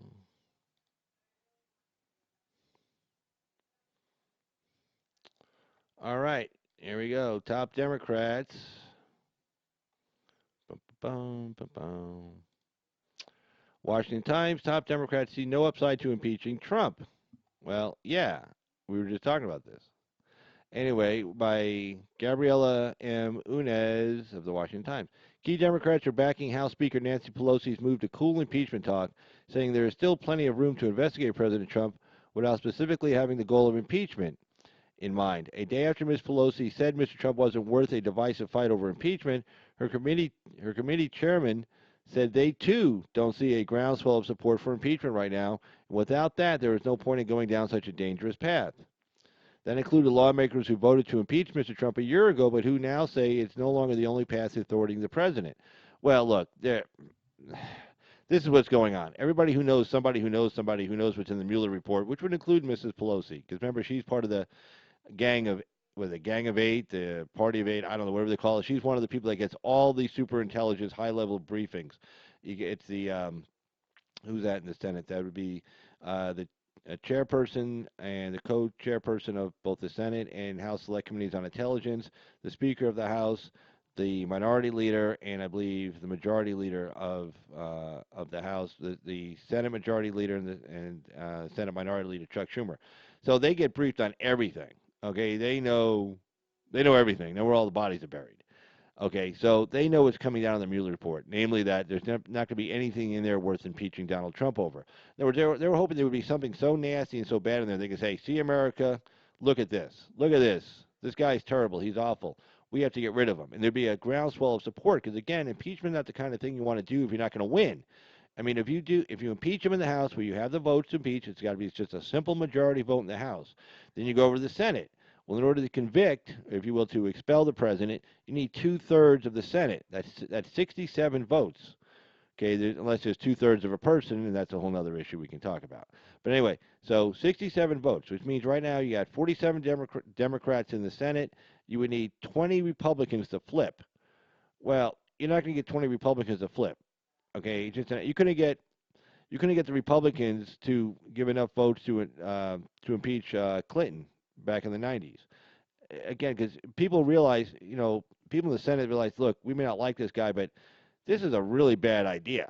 If you're gonna kick somebody out of office, in fact, nobody's ever been convicted of the Senate kicked out of office. The closest was Andrew Johnson in the late 1860s when the Republican-controlled House and Senate wanted to get rid of him because he wasn't doing all the things they wanted to be done on Reconstruction, the 40 acres and a mule, taking away the land from the plantation owners, the whole 10 yards. And so they wanted to impeach him. And they impeached him in the House and went to the Senate. They lost by one vote. He survived the conviction of Will in the Senate by one vote. That's the closest we ever came. Nixon was never impeached. He resigned before the House took a vote to impeach. Clinton was impeached, and of course, they couldn't convict him in the Senate. Orrin Hatch even voted against it. A whole bunch of people voted against it. And they said, we're not going down that road. And sure enough, after Clinton won in the Senate, it was a win for him. He celebrated, and his poll numbers actually went up. And Pelosi's like, that's one thing when Clinton wasn't up for re-election in 2000, but Trump's up for re-election in 2020. So, the last thing they want to see is Trump poll numbers go up and then a bunch of independents saying, why did you waste our time doing all this? Then they also have to worry about their own base.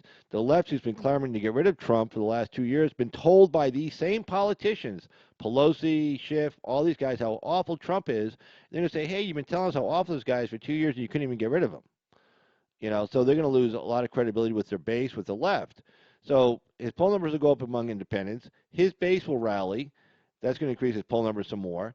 And the left is going to get discouraged and pissed off or angry at the Pelosi's and the Schumers and the Schiffs and all those people saying you can't get it done. So in 2020, what are they going to do? If they nominate Joe Biden, I don't care who he puts on as VP, and they're all ticked off about this impeachment thing. A lot of them are liable to stay home. And if they stay home, staying home is almost as bad as voting for the other guy. Because when they look at these demographics and they look at their internal polling, they look at the areas they have to campaign in, and when you walk down the street, you don't hit every house. You have certain houses you hit and don't hit and skip over. And you look at these numbers, and those numbers are kind of baked into the cake. But yet, then if people say we're going to stay home because they get discouraged, that kind of blows off your whole campaign strategy. So even if Biden had a shot, they go down the impeachment road and they lose. That's pretty close to handing Trump the White House, especially since the timing of it will be okay to start this whole process. This takes a while to get through. It's not fast, right? So when it gets to the Senate, it still takes a few minutes. So then you're going right into 2020. By the time this whole thing shakes out, and here comes Iowa. Here comes all the press. I mean, here comes everybody paying attention, everybody watching the news. And what's the big story? Trump wins. Trump wins in the Senate. Trump defeats the Democrats. Bad news, bad news, bad news. The last thing they want. So Pelosi's smart enough to know that. I'm sure Chuck Schumer is. I haven't really heard of him say anything. But I'm sure I'm sure he's saying, don't send this over here, please. He's telling Pelosi, whatever you do not send over articles of impeachment over to the Senate. It'll kill us over here. Don't do it. So I'm sure now she may get to the point where she has to do it. I don't know. But everybody who knows what's in that Mueller report knows that there's nothing coming down in it that's going to say impeach. There's not going to be a groundswell of support. There's not going to be 20 Republicans saying, "Oh my God, we just have to get rid of this guy." It's not going to happen because those out of those 20, some of them are either up for re-election in 2020 or 2022.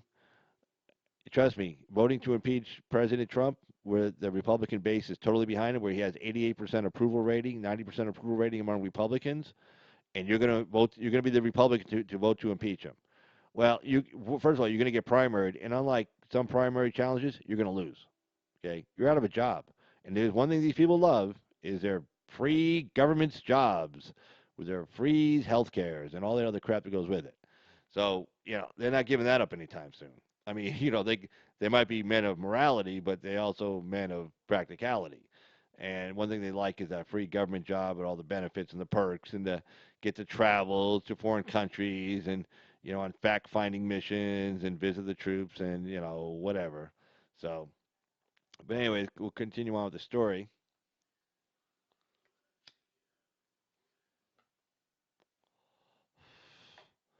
But let's see here.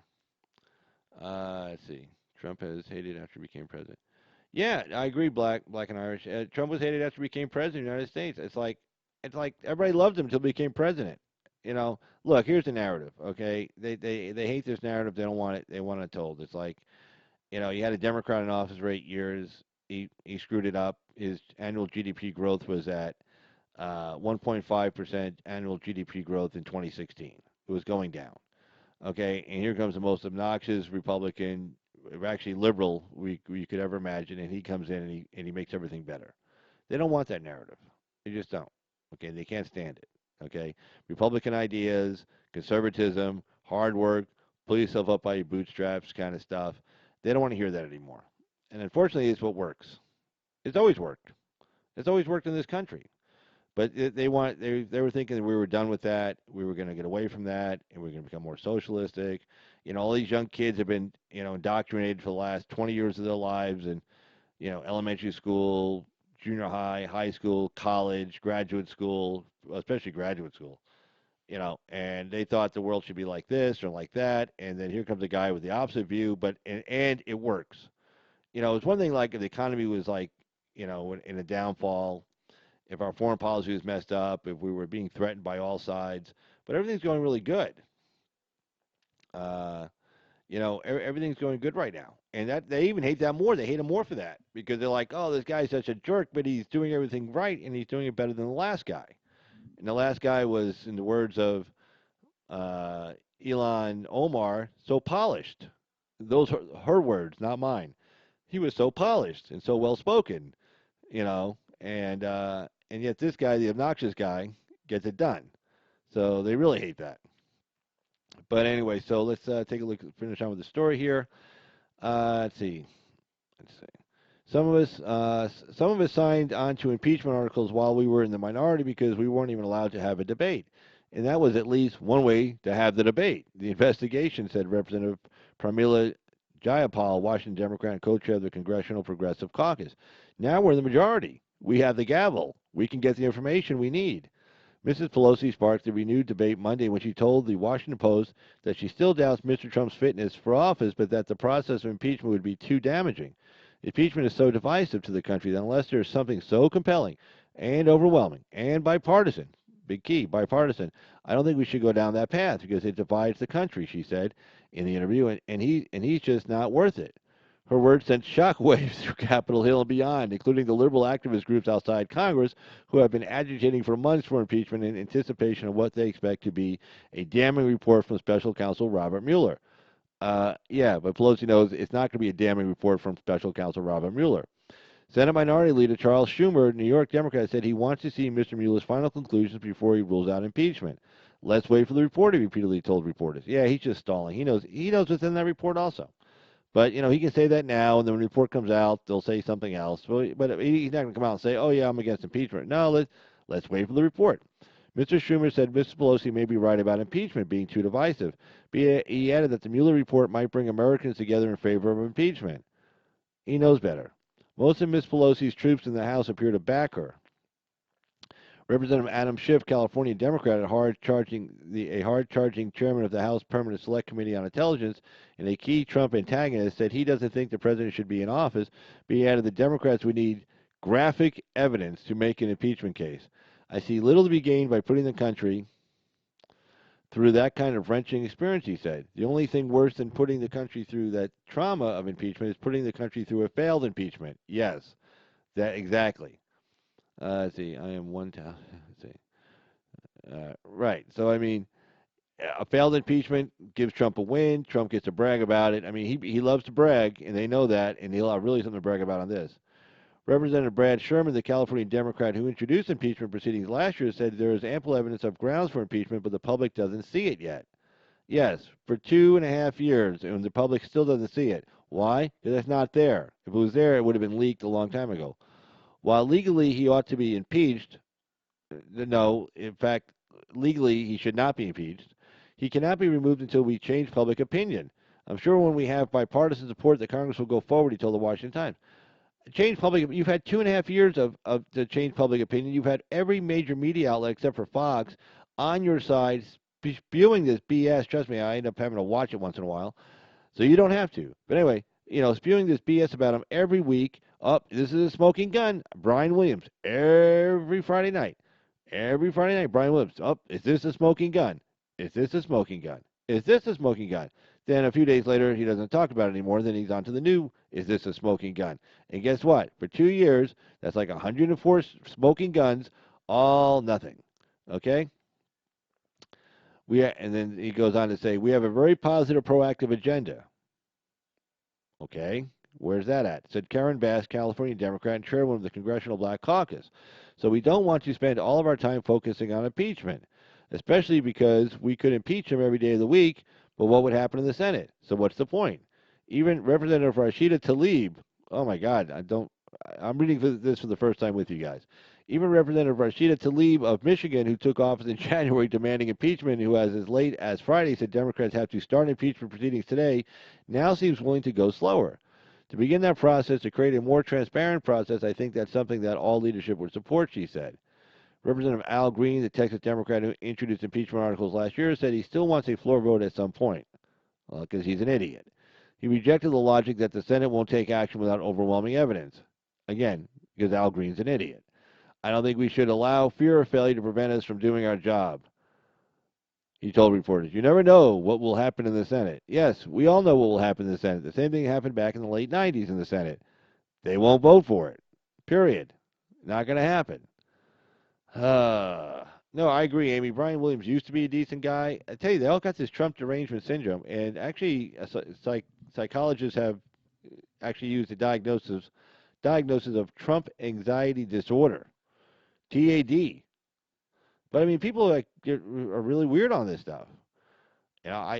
Again, what's impeachment get you anyway? So he's obnoxious. Yeah. So he's braggadocious. Yeah. So he's in your face. Yeah. Okay. Hey, the economy's doing great. Hey, your neighbor's got a job. I talk to some liberals and I say, well, hey, your neighbor's got a job. Like, well, who cares? What do you mean, who cares? I was talking to somebody up at the courthouse today. And they were saying, like, I said, she's like, well, I always had a job. Yeah, you work for the government. Good for you. But I mean, aren't you concerned about your neighbors? Maybe now they don't have to worry about losing their house. Maybe, a lot of people work for the government, who have these civil service jobs. Trust me, they didn't even know there was a recession from 2009 to pick a year, depending on where you lived, say 2015. They didn't even know there was a recession. They got their government paycheck every 2 weeks. They maybe had to take an extra day off a month because of budget cuts. Ooh, that's terrible. But they got their paycheck every 2 weeks. Their medical benefits stayed in place every 2 weeks. They didn't notice. They were the people who bought all those houses out of foreclosure. While the rest of America who worked in private industry lost their jobs, lost their homes, had to tell little Timmy and Billy that we're moving and you have to leave all your friends behind, and we don't have enough money to get a real truck, so you got to leave all your toys behind and whatever else behind, and we got to move to some other city where there's some work. They don't. It's like, yeah, well, and that's, and I always look at people like who work for the government. Like, I use the courthouse as an example. I say, do you want these people running your health care? You really want these people running your health care? Really? It's like, okay, no problem. But yeah, I mean, let people, civil servants, they didn't even know there was a recession. And then we talked to them about, hey, the economy's doing great right now. People are back to work. People can buy houses. People can, they have enough money in the bank to like survive a full month. They don't have to worry about where they're, how they're going to make the mortgage payment next month or the rent payment next month. They know they got it covered. They got some peace of mind. They're not, killing themselves. Yeah, they don't care. Like, well, I got my paycheck. Like, real selfish, real self-centered. I don't know what to say about that, or people like that, to be honest with you. But, so, I mean, things are going really good right now. So what does impeachment get you? You know what it gets you? It gets you cut off of all foreign investment into this country. It gets cut off for any of the billionaires in this country who have their money parked overseas, like Apple. It keeps them from bringing that money back in. Okay, that's what it does, because they know if he gets impeached, regulations are back in place, the tax cuts are in trouble, and next thing we're back to where we were, in 2009, 10, 11, 12, 13, 14, 15. Okay, that's where we are in the country. I know certain parts of the country got better faster, but I'm just saying where I live. Okay, I'm just telling you where I live. Wasn't until after 2015, actually during 2016, and actually the big jump in my business was December 2016, right after the election. In November, actually, November, December of 2016. Boom. That's when everything took off. What a coincidence. Trump was elected in November of 2016. Just a coincidence, though, I'm sure. So,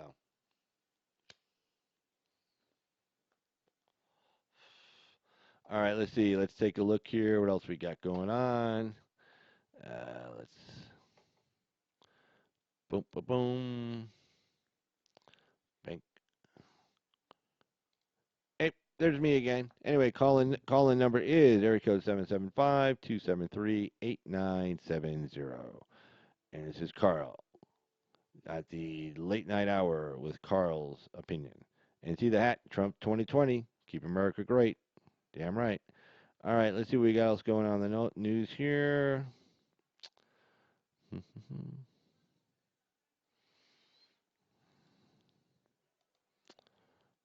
see. That's an interesting story.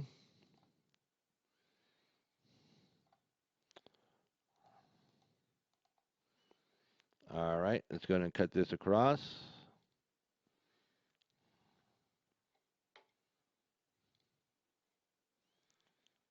All right. All right. Strzok had hopes for impeachment. Mistress says. Lisa Page. Yes. Okay. Transcript of Page's testimony suggests career advancement is ultimate goal by Jeff Murdoch and Stephen Dinnan of the Washington Times. Fired FBI agent Peter Strzok went into special counsel Robert Mueller's Russia investigation thinking it might end in impeachment and advance his career. Former paramour, I like the Washington Times, former paramour Lisa Page told congressional investigators last year, according to a transcript released Tuesday.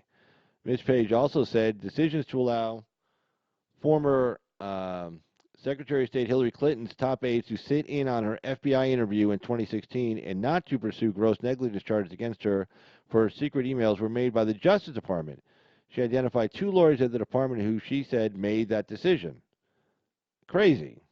I mean, that's just crazy. There's Obama's guys at Justice saying, oh, no, we're not going to go after Hillary Clinton. Yeah, how nice. Transcripts from two interviews that the House conducted with Ms. Page were released by Representative Doug Collins, the top Republican on the Judiciary Committee. He entered the transcripts into the congressional record and released them over the reluctance of Justice Department, which he said had been slow walking their publication. Yeah. Last week he released a transcript from Bruce Orr, the Justice Department official who passed a salacious anti-Trump Steele dossier into the government's hands. Yeah, from his wife's hands at Fusion GPS to the FBI's hands into the other Justice Department officials. Mr. Collins said the interviews give a picture of a small cabal at the FBI and Justice Department that was intent on trying to thwart the election of President Trump and then work to investigate him once he was in office. American people deserve to know what transpired in the highest echelons of the FBI during the tumultuous time for the Bureau, Mr. Collins said Tuesday. Ms. Page was a lawyer working for then FBI Director, Deputy Director Andrew McCabe during the time in question. She was having an affair with Mr. Strzok, a lead agent on some of the key investigations involving Mrs. Clinton and Mr. Trump. According to the transcripts, Ms. Page said she considered the investigation of Mr. Trump to be more serious than the one about Mrs. Clinton's mishandling of top secret information. Yeah. Lottie, lottie, lottie. But, there you go. It's just so much. I mean, this was going on before the election, and then in 2017. I mean, it's just amazing that they were doing all this stuff while even after the guy got elected, and they were still talking to Steele, or was still talking to Steele all the way through July of 2017, mind you. And even in like December, they were playing all these big strategy sessions. This guy's, President Trump's in there trying to, put together a cabinet, trying to put together a staff, meeting with the movers and shakers of the world, of the country.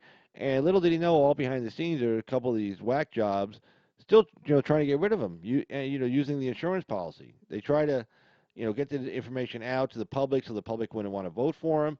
And then they figured, well, okay, well, that doesn't work. We still got this in reserve, and then we can start using it to try to get rid of him. And then they put certain things in place, the whole Comey thing with him resigning and leaking the information on purpose to get it, basically for a special counsel to get appointed, and Rod Rosenstein in charge of the special counsel, giving him an open-ended, pretty much open-ended everything to look into anybody, anywhere, everything, and then only people, charged or convicted with anything from the American point of view, Manafort, Stone, and Papadopoulos, none of which had to do with collusion or anything close to it. It was all either way before they met Donald Trump, on the campaign trail, or after the investigation had already started.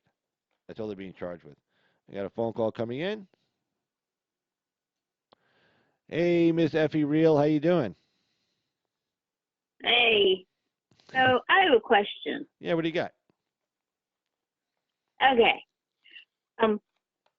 My question is, since we know that the FISA warrant, it's already been admitted, right? This is a legal question, by the way, so Yeah. obviously. Yeah, go ahead. It's already been admitted that the FISA warrant that was based on the Steele dossier, that was, obviously a work of fantasy by political hack, and we all know all that. Mm-hmm. But the warrant itself was admitted by the, I think it was the judge who issued the warrant, admitted that it wasn't actually even read. It was more based on the cover page granted. I'm not sure. Do you remember? Yeah, I'm not sure I heard the judge say that. In fact, I don't think the judge has ever said anything. I think you're talking about maybe Rod Rosenstein said he didn't read it all the way through, that he kind of just looked at the cover page. Is that who you're talking about? Because if the judge had said that, I have not seen it. It's been a couple of weeks now, so maybe I'm misremembering. But yeah, so based on the cover page, so basically the exposure of the corruption of the FISA court system was kind of admitted to, and during that, because it's like, yeah, we don't even read these things. We just, the cover page makes it sound like it's important, so we just pass that through. So my question is there any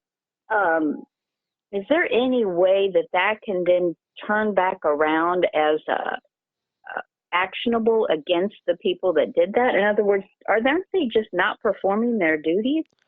Well, basically, that why the judge being so quiet, in other words, because they did do wrong?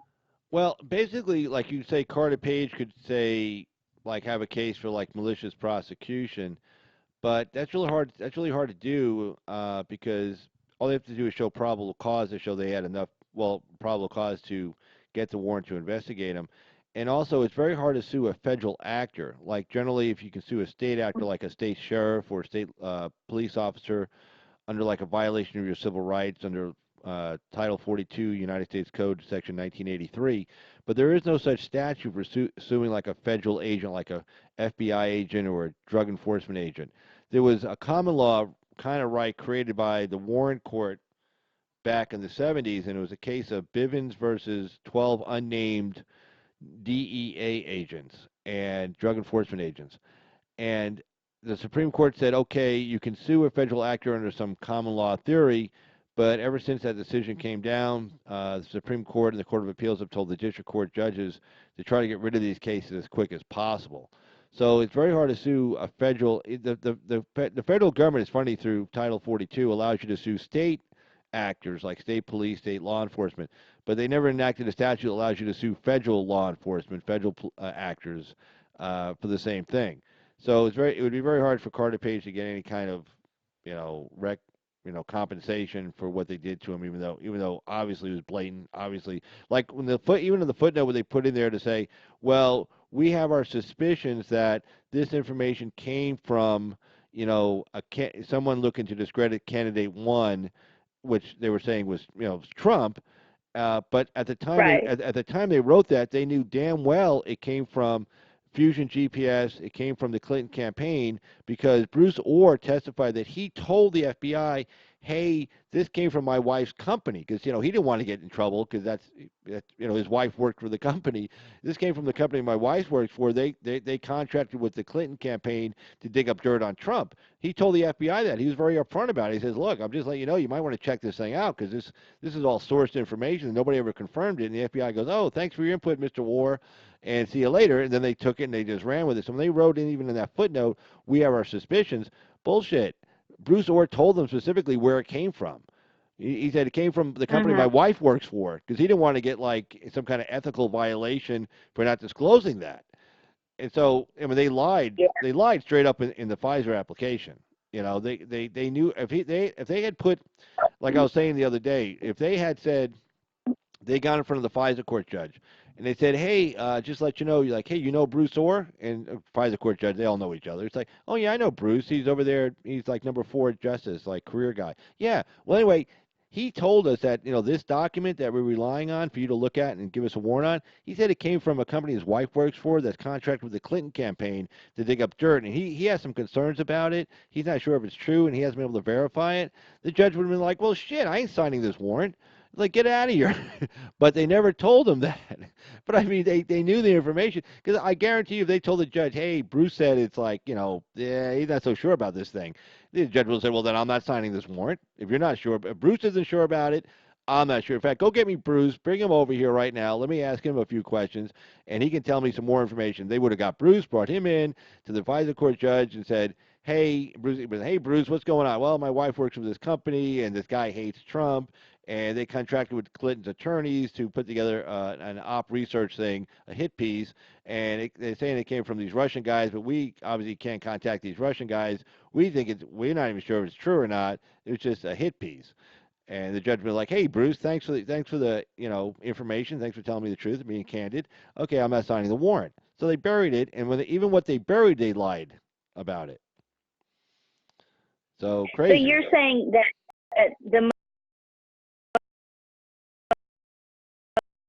the judge himself is more of a dupe in the process because he wasn't told Yeah. What he knew, what was known. Yeah. No, I mean, like, And well, now, I mean, look, these guys get all these kind of applications in front of them all the time, and they have to read all these different things. So, you know, the odds that he even read that footnote are pretty slim, but he probably should have. right. So I mean that's his job. I mean he's issuing a warrant on an American citizen. It's not like they walked in and said, "Hey, Abdullah from Oman is in the country. We need to check this guy out because the Saudis told us he's a bad actor. You might want to blow something up. Okay, let's get that warrant out." No, they're coming in and saying this is a U.S. citizen, a graduate of Annapolis, okay, who worked in the intelligence field in this country, and we want to spy on him. That judge should have been asking a few more questions. I mean, I know a lot of these are ex-party. Well, they're all ex-party. You just go in. There's nobody giving a counter story. But the judge just said, "Wait, a U.S. citizen, guy graduate of Annapolis. I need to know some more information. And what's this footnote?" And then we're like, "By the way, what's this footnote about? What's going on with that?" But that never happened because they just saw it. They, "Oh, that looked good. Sign it," and off it went. My guess, because if there was any kind of detailed conversation about this, either these guys totally blatantly lied to him, or he just didn't do his job. One or the other. Now, at the point that this happened, that this warrant was granted, the they were at the stage that Trump had won the primary. Am I right? Is that where we? No, the warrant. I Yeah, don't no, remember. yeah, no, yeah. Trump had already Trump had already secured the nomination at that point. Okay, so at that point, candidate number one or whatever he was being referred to as, it was known that this person had a 50-50 chance of becoming the president. Yeah, definitely. In other words, there was enough. What I'm trying to say, I guess, is that there was enough high-level information going on that it should have made any judge suspicious. Because you were mentioning, the American citizen angle. I mean, the obvious political machination there is, I would think, to someone intelligent enough to be a judge, I just don't see how that was missed. It's strange to me. But what I wanted to ask you is, there's something in other courts. It's called malicious prosecution. Yeah. Mm-hmm. Is that correct? Yes.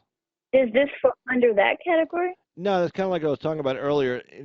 To win on a malicious prosecution, like I've won jury trials where the jury came back and said my client's not guilty, and every client that I've gotten not guilty for asked the same question. Hey, I want to sue the DA's office for malicious prosecution, and what I tell them is that all the DA needs to prosecute is not. They don't have to. In other words, when they did make the decision to prosecute you, they don't have to know you're guilty beyond a reasonable doubt.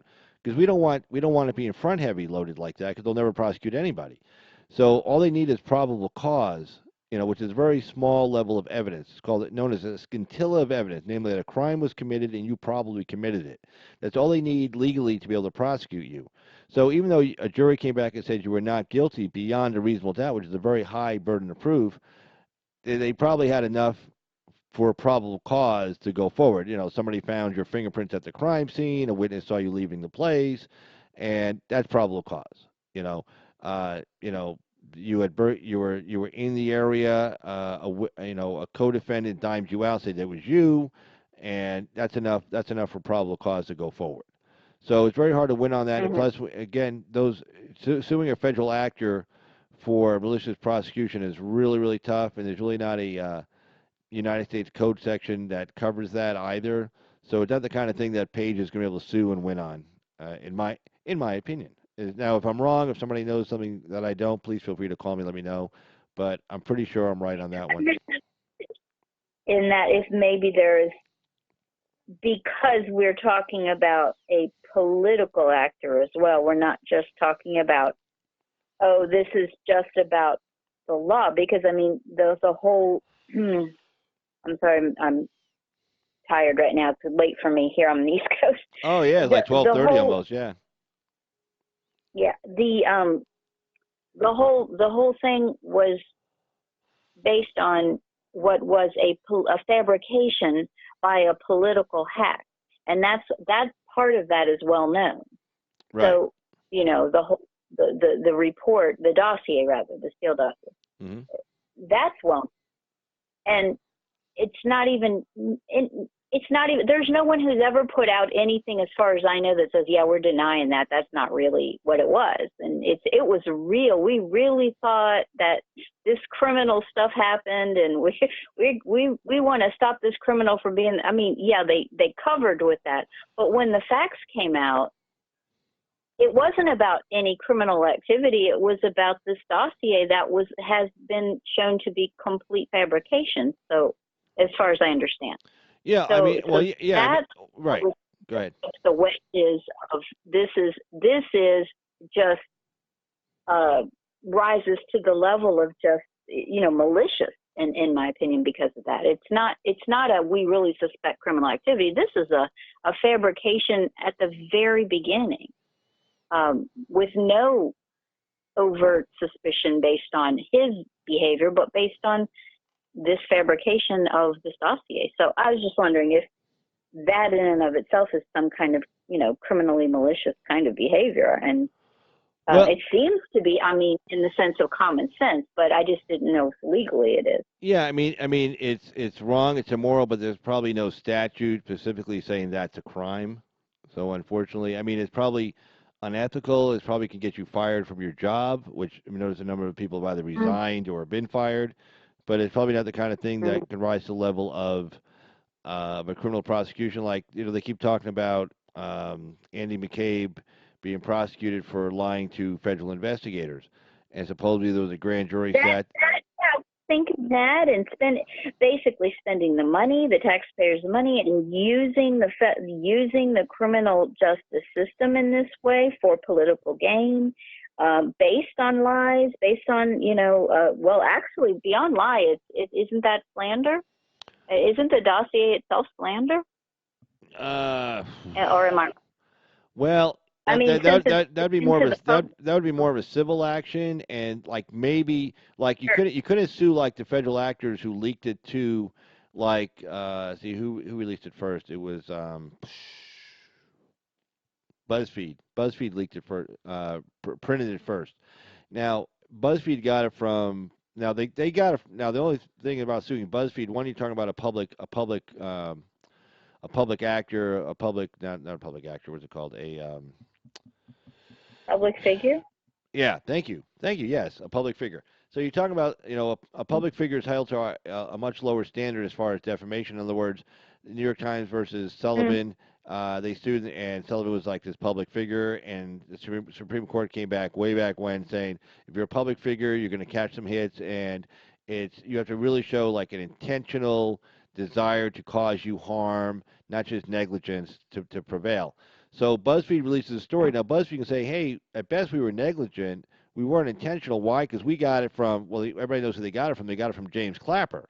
Well, Clapper was director of the National Intelligence Agency at the time. So I mean, if you can't trust that source, so they can say, "Hey, that's like the guy. He's in charge of everything. If we can't trust him. Who can we trust?" So they got a way out. As far as them getting sued for slander by like say Trump. It's like we got it from the director of national intelligence. He's a top guy in the intelligence field of the United States. He gave it to us. I mean, if they want to give up their source, they could, because Clapper's probably not giving them much more information anymore anyway. But they would prevail. Supreme Court, any judge would say, "Well, God, I mean, yeah, they were probably were not even negligent. They didn't know Clapper had it in for Trump, and he just thought this guy knows what he's talking about because he runs the whole show. So there's really nobody you could sue to get any kind of redress for your grievances on that end. You're probably just stuck with this dossier being out there, and that's just the way it is, unfortunately. Now I know, like in Britain, I think Steele got sued for defamation by somebody that was mentioned within the dossier, and that suit went forward. I don't know what the results were, but I know it's either ongoing or something, and because that's how Steele's deposition was taken, because he was sued in Britain, and they took his deposition for the civil lawsuit. Mm. So Okay. yeah. So, but that wasn't like a public figure. I think he just mentioned some guy that knew a guy that knew Trump, and this guy had a business, and he's like, "Whoa, you just blew away my business," And so his suit was allowed to go forward in the British courts for defamation and slander and libel, I think, because it was written down. Hmm. And there's nothing in the whatever FBI or whatever agency Clapper was part of. There's nothing about maybe professional requirements that he violated at the very least. Well, I'm sure he did, and Defense. I'm sure he did, and that's why a lot of people are no longer there. A lot of people, Mm-hmm. I understand why Bruce Orr is still there now after reading his testimony, because even though it was his wife giving him the information, even though he was the one talking to Steele through 2017, he was very upfront and clear with everybody. And Andrew McCabe left that meeting he had with Orr out of his book, the book that McCabe just been going on book tour about. He left the whole meeting with Bruce Orr out of his book, where Bruce Orr said, hey, I'm not real sure about this. My wife I got it from my wife's boss, and they're doing a hit piece on Trump, and so I'm not sure this is really true. You might want to look into it. And of course, the FBI, McCabe, and Rosenstein and Comey, they hated Trump so much they didn't care, and Strzok and Page. So they didn't care. They would say, "Oh, just give us something that looks like something that looks like something. We'll go get a FISA warrant." So now I understand why Bruce Orr is still there, because Bruce Orr was just very upfront with everybody. He said, "Hey, I'm not sure if this thing's true." But yeah, I mean, the people who violated ethics and procedure and rules and conduct, most of them aren't. Page is gone, Strzok is gone, McCabe is gone, Rosenstein out the door. I mean, so I mean, they had to do a lot of house cleaning. There's probably a lot of lower level guys that are gone too that we just haven't heard about. So yeah. I'm sure they're I no just longer wonder working when on it. this thing is said and done, whether are there going to be further legal wranglings going in the other direction? That's what I was trying to get at and see what you were, what you know about that. As It's far as interesting to as me. far as in what other direction? What we were just talking about, or some other direction? Yeah, no, in the sense of we've been putting up with over 2 years now of this witch hunt, sort of situation, Well, and I was just wondering yeah. when that's all done, are we going to be now having investigations going the other direction against the people who started all this? Well, Because it's we kind of we control the Senate, so I'm sure the Intelligence Committee in the Senate might want to do something. The House, of course, will do nothing. But we have a better, much better way to win on this one. That's called the 2020 election, where you vote for Donald Trump. 2020, keep America great. So that's the best revenge, is voting for the guy who's been running everything well and keep running things in the future. Because that'll totally, if you want to piss him off beyond belief, just let's get this guy reelected.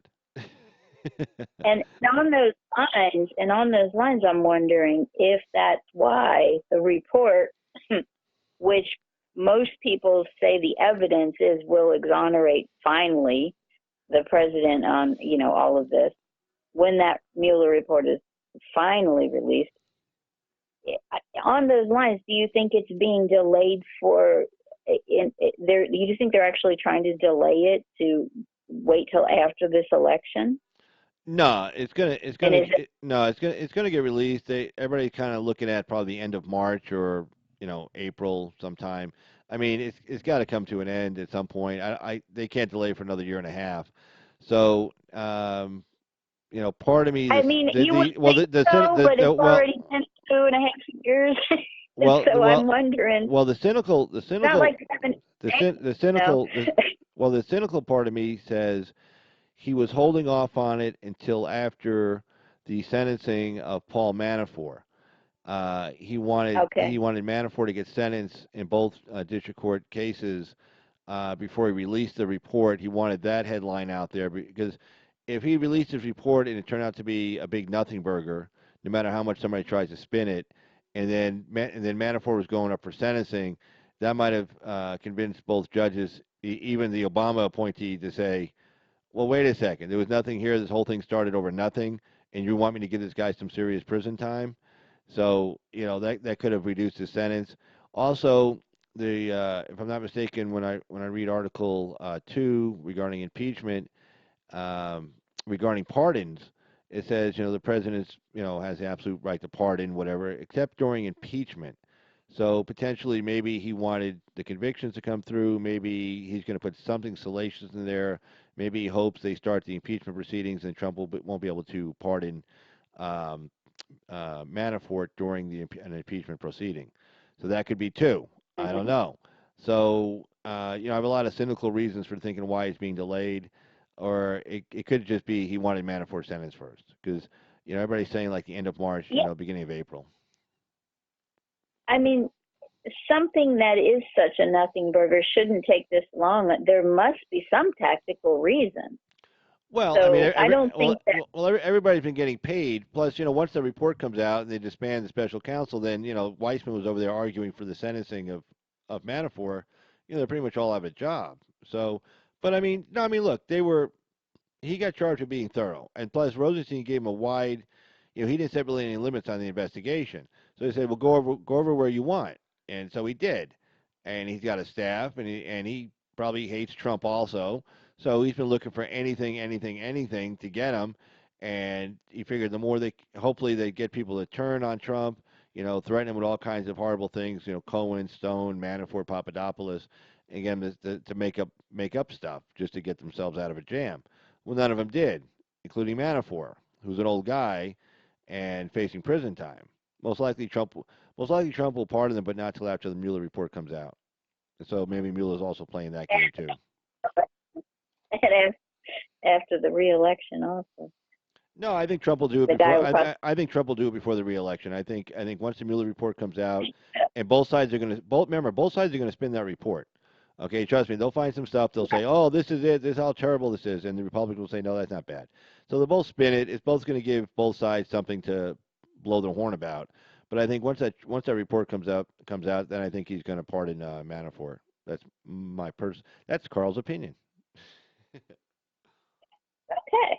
Well, I appreciate that. I wanted to, I'm trying, what am I trying to say? I wanted to make what seems to be obvious to me in the non-legal world, which is that something built on nothing should not still be continuing.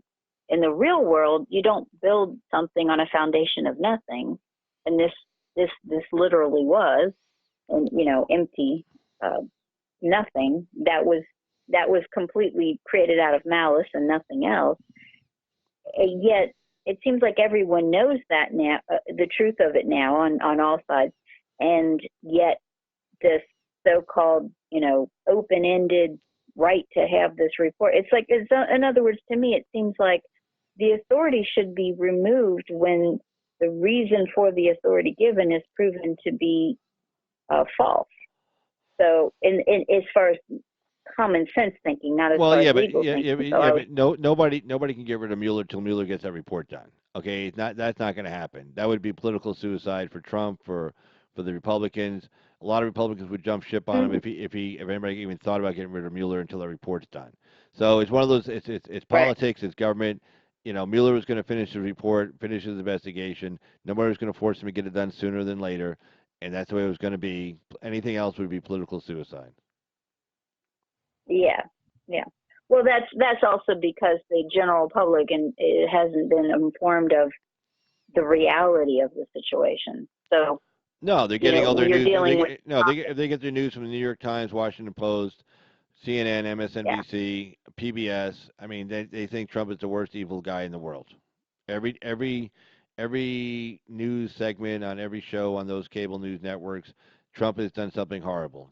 I mean, literally. I mean, they go around looking for stories. He didn't drain the swamp enough. It's been 2 years. He didn't drain the swamp enough. What about all the good things he's doing? Oh, No, we don't want to talk about that. speaking of swamp, another legal question. Did I hear right? There was some recent news that Trump was either greatly changing or possibly eliminating in some way the Ninth Circuit. There's been Do you talk. know what I'm? Yeah, there's been talk about the Ninth Circuit for decades as far as breaking them up and Yeah. making it smaller circuits. Right now, it's a pretty big circuit. I mean, it's California, Arizona, Washington, Oregon, Arizona, Nevada, and I can't remember if Utah's in there or not, but it's a lot of people. So they were talking about breaking them up into maybe splitting them up into two different circuits or having part of their circuit go into, I think it's a seventh that's right next to it. I can't remember into another circuit next door. But that's always been talked about. I can't see that getting done, but that's always been talked about. So whatever I heard recently wasn't anything but speculation. My guess, well, it might be more than speculation, but that's politically hot. Nobody's going to touch that. Hmm. Okay. Yeah, that's too hot to I touch. I do understand. Okay. They, I do understand he's been appointing a lot of judges, so that yeah, I mean, no, aside from the I mean, he is. I mean, the Senate, Mitch McConnell, for all his faults, have been running those. Um, Thanks in part to Harry Reid's been running those U.S. District Court judges, Circuit Court of Appeal judges through there really fast. Everybody talks about the Supreme Court. We always think of Neil Gorsuch, Brett Kavanaugh, but what's even more important is not most huge numbers. Most don't make it to the Supreme Court. Most are done at the District Court level, then the Circuit Court of Appeals, and a lot of times the Supreme Court will Mhm. not hear a case. If you lose in front of the Circuit Court of Appeals, you ask the Supreme Court for a writ of certiorari to hear the case. It takes four justices to vote on it. They only have so many slots they can do from October to, I think, June when they hear the cases. And a lot of those cases don't get heard, so whatever the decision of the lower court is, that's the decision that generally stands. So he's been appointing tons of Circuit Court of Appeals judges, more U.S. District Court judges, I think more than any other president in the first 2 years of their administrations, respectively. I did read that, so that was encouraging. And my understanding, it is the Ninth Circuit that has tried to stop his emergency declaration for the funding of the wall. Yeah, they brought the action. So They brought one in the D.C. circuit. and there was an action in the Fifth Circuit area down in Texas, and then one in the Ninth Circuit area as well.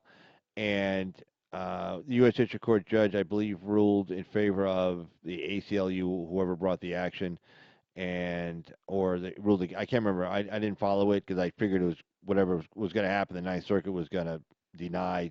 Was going to hold off. Was going to grant the injunction or reverse the lower court's ruling denying the injunction to stop Trump from going forward with the wall. So yeah, I mean the Ninth Circuit, even before Trump, was the most overturned circuit out of all the Circuit Court of Appeals. The Supreme Court had overturned the Ninth Circuit more than any other Circuit Court of Appeals, regardless of Yeah, regardless of they have liberal fantastic Supreme Court or conservative Supreme constitution. Court, they still would get overturned. Uh-huh. Okay. Yeah, that I remember hearing about that too. So they're what seems to me is obvious and blatant contempt for the Constitution seems to keep getting in the way of their politics. Oh well, Well, but it's a great document, the Constitution, and people should not pee all over it. yes, especially those who are sworn to uphold it. Go figure. But Right. yeah, so it's kind of an interesting situation there. But yeah, so that means so we have two different lower court rulings against this his emergency his what is it called the Emergency declaration of national emergency.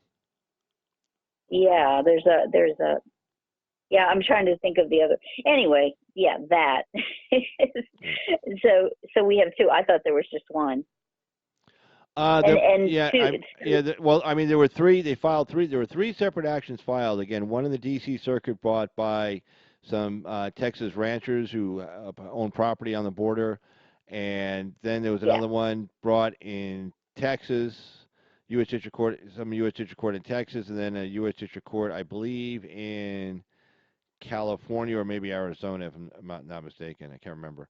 But I don't know what the status of those cases are. I did hear something where the Ninth Circuit, made a ruling, uh, granting the injunction or affirming the injunction of the U.S. District Court, something to that effect. I heard something like that. I have not been following it, so I couldn't tell you.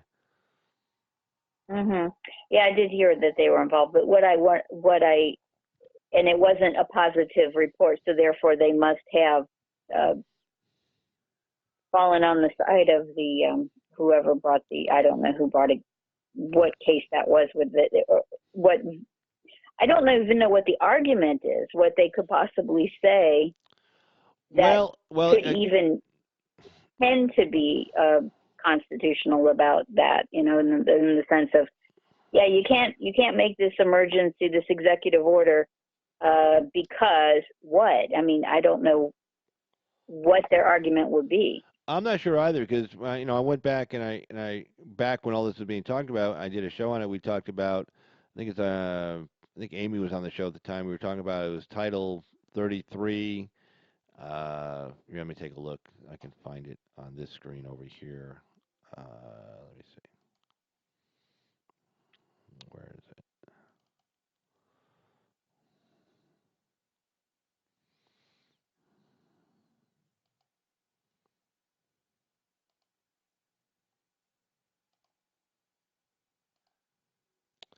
Let me see if I can pull this up for you here.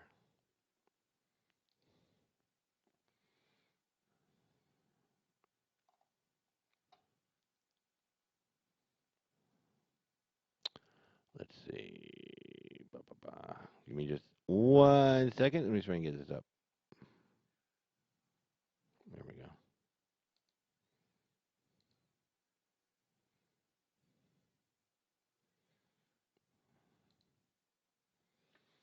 All right, let me cut across. Boom. And nope, get me out of there. Get out of the way, Carl. Hold on. Let me bump myself over.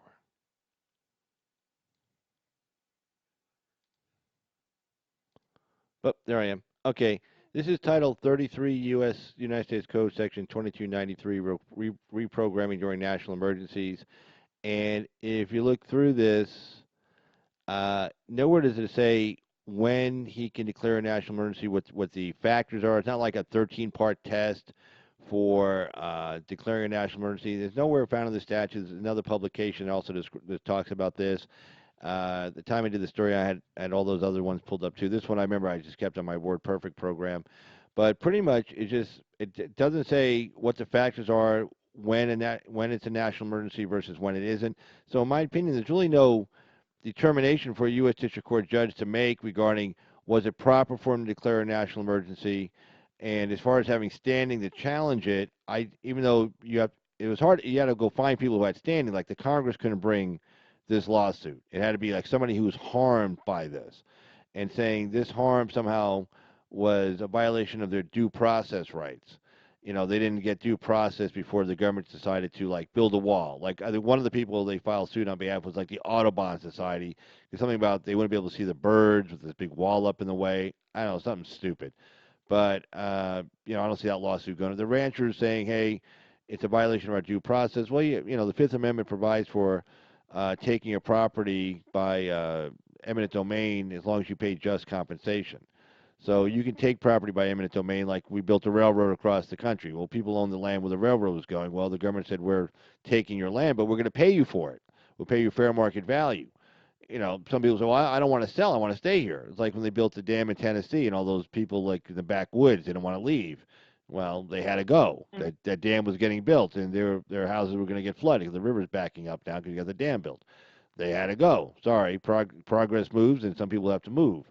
So, I mean, there's nothing in the statute or the more expanded version of the statute that provides for any definition of when he can declare a national emergency. Now, normally under Article 1, Congress has the duty of appropriations, so only they can appropriate funds. However, now this is where potentially the argument comes in. The issue of can Congress give away their constitutional authority by a statute, by this statute where they say, okay, when the president declares a national emergency, he can appropriate funds that are previously appropriated. Okay, that's the whole big thing. It has to be previously appropriated money. So like for the Army Corps of Engineers, like they were going to build I don't know, a new PX on a military base. And until they make the determination, well, we need this wall more than we need this PX, so we're going to take the money from the PX. Now, as long as the money was previously appropriated and it's going to a project that was previously approved. Now, the wall was previously approved in 2006, and I want to say 2014. I want to say there was a bill passed also in 2014 for additional construction of wall. So the statute's there where Congress said, okay, we want more wall, 230 miles, whatever it was. So it was already approved by Congress. The money's already been appropriated, and now the question is, can Congress give away its constitutional authority to the executive branch to appropriate funds? I think the answer would come down as yes, because the whole point of this is you see it within a declaration of war or a declaration of a national emergency. Those are things where money has to move fast. You don't have time to go through an appropriations committee and then a subcommittee on this thing and then make it to the floor and have a vote. So I think as Commander-in-Chief, I think the Supreme Court would come down and say, well, under Article 1, as Commander-in-Chief, he has certain authority, but if he doesn't have any money, he can't exercise that authority, and so that's where they're going to side on behalf of the executive branch. I think if it ends up in the front of the Supreme Court, they will say Congress voted to give it to the president. 2, it only makes sense and it fits within the framework of Article 1, executive powers, to be able to move quickly. So I think he's on. I think he's on good ground.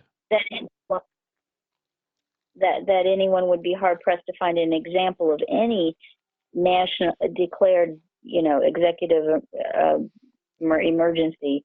I think executive order based on a national emergency. I mean, that would not require the use of funds. I don't think there's anything that the government could possibly do that doesn't require funding. So the argument that then that the Congress cannot relinquish the power of appropriating funds to the executive branch. I mean, in the sense of declaring a national emergency or even an executive order, I don't think there could be one that we could name that didn't require funding. Well, no, I seriously doubt it. Except right, I agree. So that seems like a really fallacious argument to me, but I'm not a lawyer. So, but I'm not a lot of things. Anyway, Well, that's okay. but that's We have plenty of lawyers. We have probably more lawyers. We probably have more lawyers than we need. Let's put it that way. yeah, we need more therapists for special needs kids. That's what we actually do need. Right. But that's not things that we actually do need are not what's being pushed in the schools and the universities. Right. They want everybody to be social workers. We don't need social workers. We need people who actually know how to do things like behavioral therapy, which is hands-on, one-on-one, real training to actually help people get better. But yeah, but that's my soapbox. Well, it's a good soapbox. No, I mean, I'll be honest. We do need more like STEM, science, technology, engineering, math, that kind of stuff. We definitely need more of that, and we need and hands-on behavioral scientists. I totally agree. I totally agree with you on that. Yeah, because voting and social justice warrioring and being emotional is not going to help my son, navigate life and do the things that he needs to do. Right. No, totally. It does. That's not gonna help anybody. It doesn't even help them. Yeah, Doesn't it's even help not going to them. help them in life. They are going to find themselves going back to some kind of training somewhere. It might be under a manager at a fast food restaurant, but in order to be gainfully employed, they're going to have to get some kind of training. Right. Right. And they're going to, I guess they'll just use their degree for modern art or something, hanging up on the wall and cry over it. Whatever. Oh God, that's funny. I have my position on all these things is I come from the point of common sense and I'm a mom, and I just think that a great injustice is done to our youth in this whole the way that our universities are maleducating our young people and making them into these zombies that can't function and do nothing but consume. So they do nothing but consume. They're not getting into the kind of classes they need to take to make real good decisions when they get out of college or to have real jobs when they get out of college, and even the like the political science majors and all that. Like when I was in college, taking a political science major was not an easy major. In fact, someone was in my office and they saw my political science major and say, "Oh, you took the easy way out." And I'm like, "No, I did it back in the '80s, and there was nothing easy about it at the University of California. Political science was a real deal. You read a ton of books, a ton of novels. You had to be up on this stuff. I mean, as far as having a Bachelor of Arts versus a Bachelor of Science degree, you had to take a lot of English. I mean, I took some really tough classes.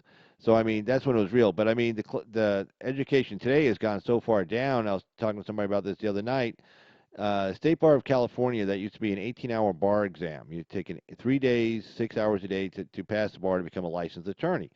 Well, it got so bad in California they had to dumb it down. They dropped it down from 18 hours to 14 hours. And then, even with that, their pass rate was the lowest pass rate in its history. The pass rate it used to be. It was always a tough bar exam. The pass rate was always like in the high 40s, low 50s. So it was always a tough bar exam. But the pass rate went all the way down to 27%. So the bar went to the Supreme Court, asked them if they could like relax the scoring requirements so more people could have actually passed, even though they weren't qualified. And the bad thing for the bar was that most of the people who sit on the Supreme Court are like my age or older, and the guys who took the 18-hour bar exam back when I took it. So I mean, it's a different story, and they're like, no, we already dumbed it down once for you. We're not going to dumb it down anymore. So, so there you go. So and they reject. They say no, 27% passed. Well, that's only people that passed. Tough luck. They can retake it in February. So they would have just retaken the people who flunked in July. If they decided to retake it, would have just retaken it just last month, and they'll get the results probably sometime in April. Yeah, probably sometime in April. But I mean, yeah, it was. So basically, what I'm saying is the colleges are really putting out a lot of stupid people. The graduate schools, like law schools, are putting out a lot of really stupid people, so much so that they can't even pass the bar exam to become licensed attorneys. So with all that, 4 years of college, 3 years of law school, still not smart enough, haven't learned enough, haven't learned how to work their brain good enough to be able to pass, the bar exam to become a licensed attorney, which you just spent 7 years of higher education trying to become, and yet you can't get licensed because you can't pass a damn bar exam. That's how bad it's gotten in the colleges and universities. I mean, 27%, that's Yeah, awful. That's an awful number. yeah. Well, we have many reasons, systemic reasons for that. Starting with maleducation as early as kindergarten. I mean, it started young when I was a kid. The conformist thinking and the inability to disseminate information logically and rationally. There are no one is taught how to think in any method, the Socratic method or any method. There's no uh, ability to. You have no foundation then to build on. Kids are in school in the first year of college who don't have the reading level to read the material. No, they They're don't. but yet The they're college. California universities. Victor Davis Hanson talks about this a lot because he's a professor at Cal State Fresno and is also with the Hoover Institute at Stanford. And he goes, California state universities are having to do so many remedial classes because these kids are coming into to their universities not knowing how to do basic math, basic English, how to write a 5 paragraph theme, basic stuff like that. And so these kids are having to take all these remedial classes just to get them up to where they should have been already. I was fortunate in that I went to a private Catholic high school, Jesuit school. I was on a work scholarship. My folks couldn't afford the tuition, and I was more than happy to go on a work scholarship to pay for my tuition, which was fine with me. It was the number one high school in the city of Houston, and I was happy to go there. But I mean, we worked our butts off in those schools. I mean, everybody did homework. I mean, you did lots of homework. I mean, you brought books home. And these schools nowadays, I was talking to some parents, and like, they didn't even give these kids homework. Because I was doing this one case, and I said, "Do you sit down at night with your kid and help him do his homework?"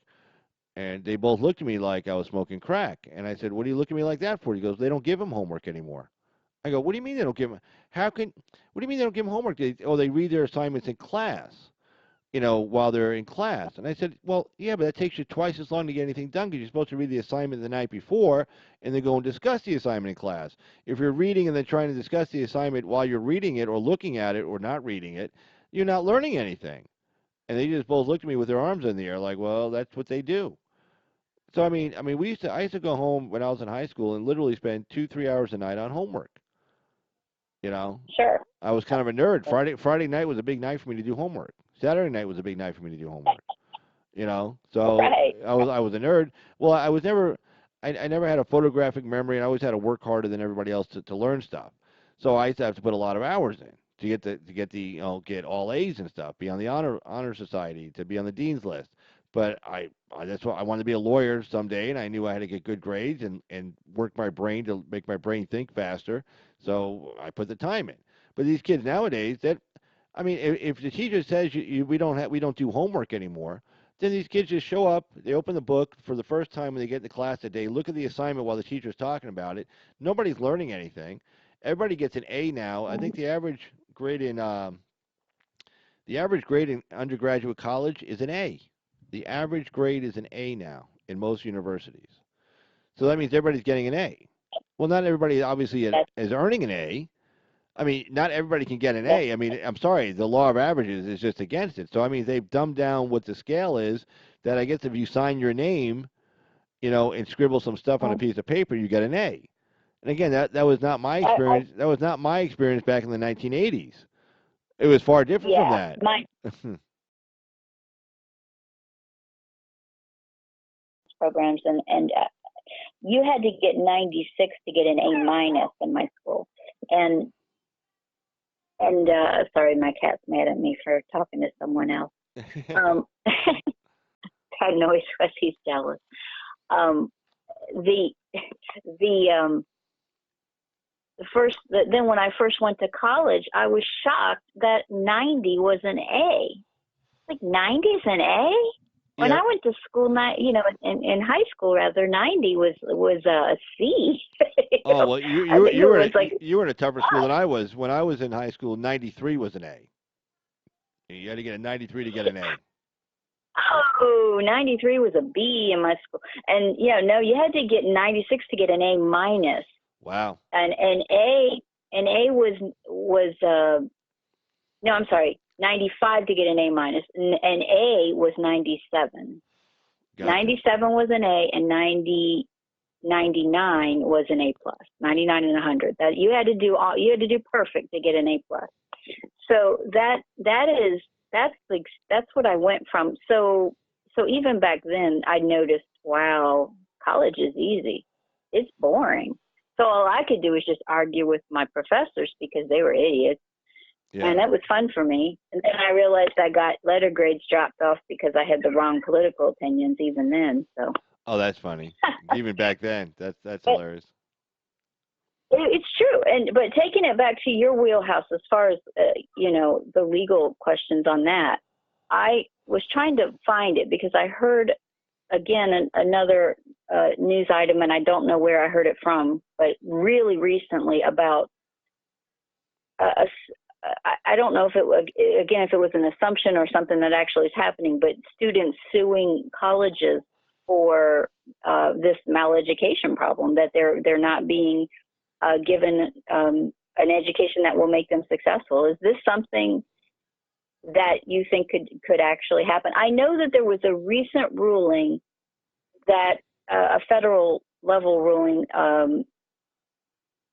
I don't know. No, maybe it wasn't a ruling. It was back in like a couple of years ago. Because the Department of Education were preventing students from suing colleges for any reason, even these like being accused of a sexual crime. They weren't allowed to, they would get kicked out and they'd have no redress. They'd have nothing they could do about it because they'd have their own way of arbitrating inside the school. And so I think that they changed the rules a couple of years ago so that students could take these schools to court for these things. But that's a separate issue. But because of that, I'm wondering if these other lawsuits about, well, you also didn't prepare me for life. Does that have legs at all? Probably not, because it's going to be probably one of those things where it's like, nobody held a gun to your head to go to that school. It's like a free market kind of system. Like, in other words, if it's a bad school, then don't go. And if you didn't do enough research ahead of time, probably like some kind of like comparative negligence, contributory negligence kind of argument on the other side, as a defense, saying, hey, look, you could have done research on this school. There's plenty of, I mean, God, especially today, there's plenty of information on schools you can get. You just Google it. You can find chat rooms where parents are talking about they sent their kid to this school, he learned nothing, it's a big waste of money.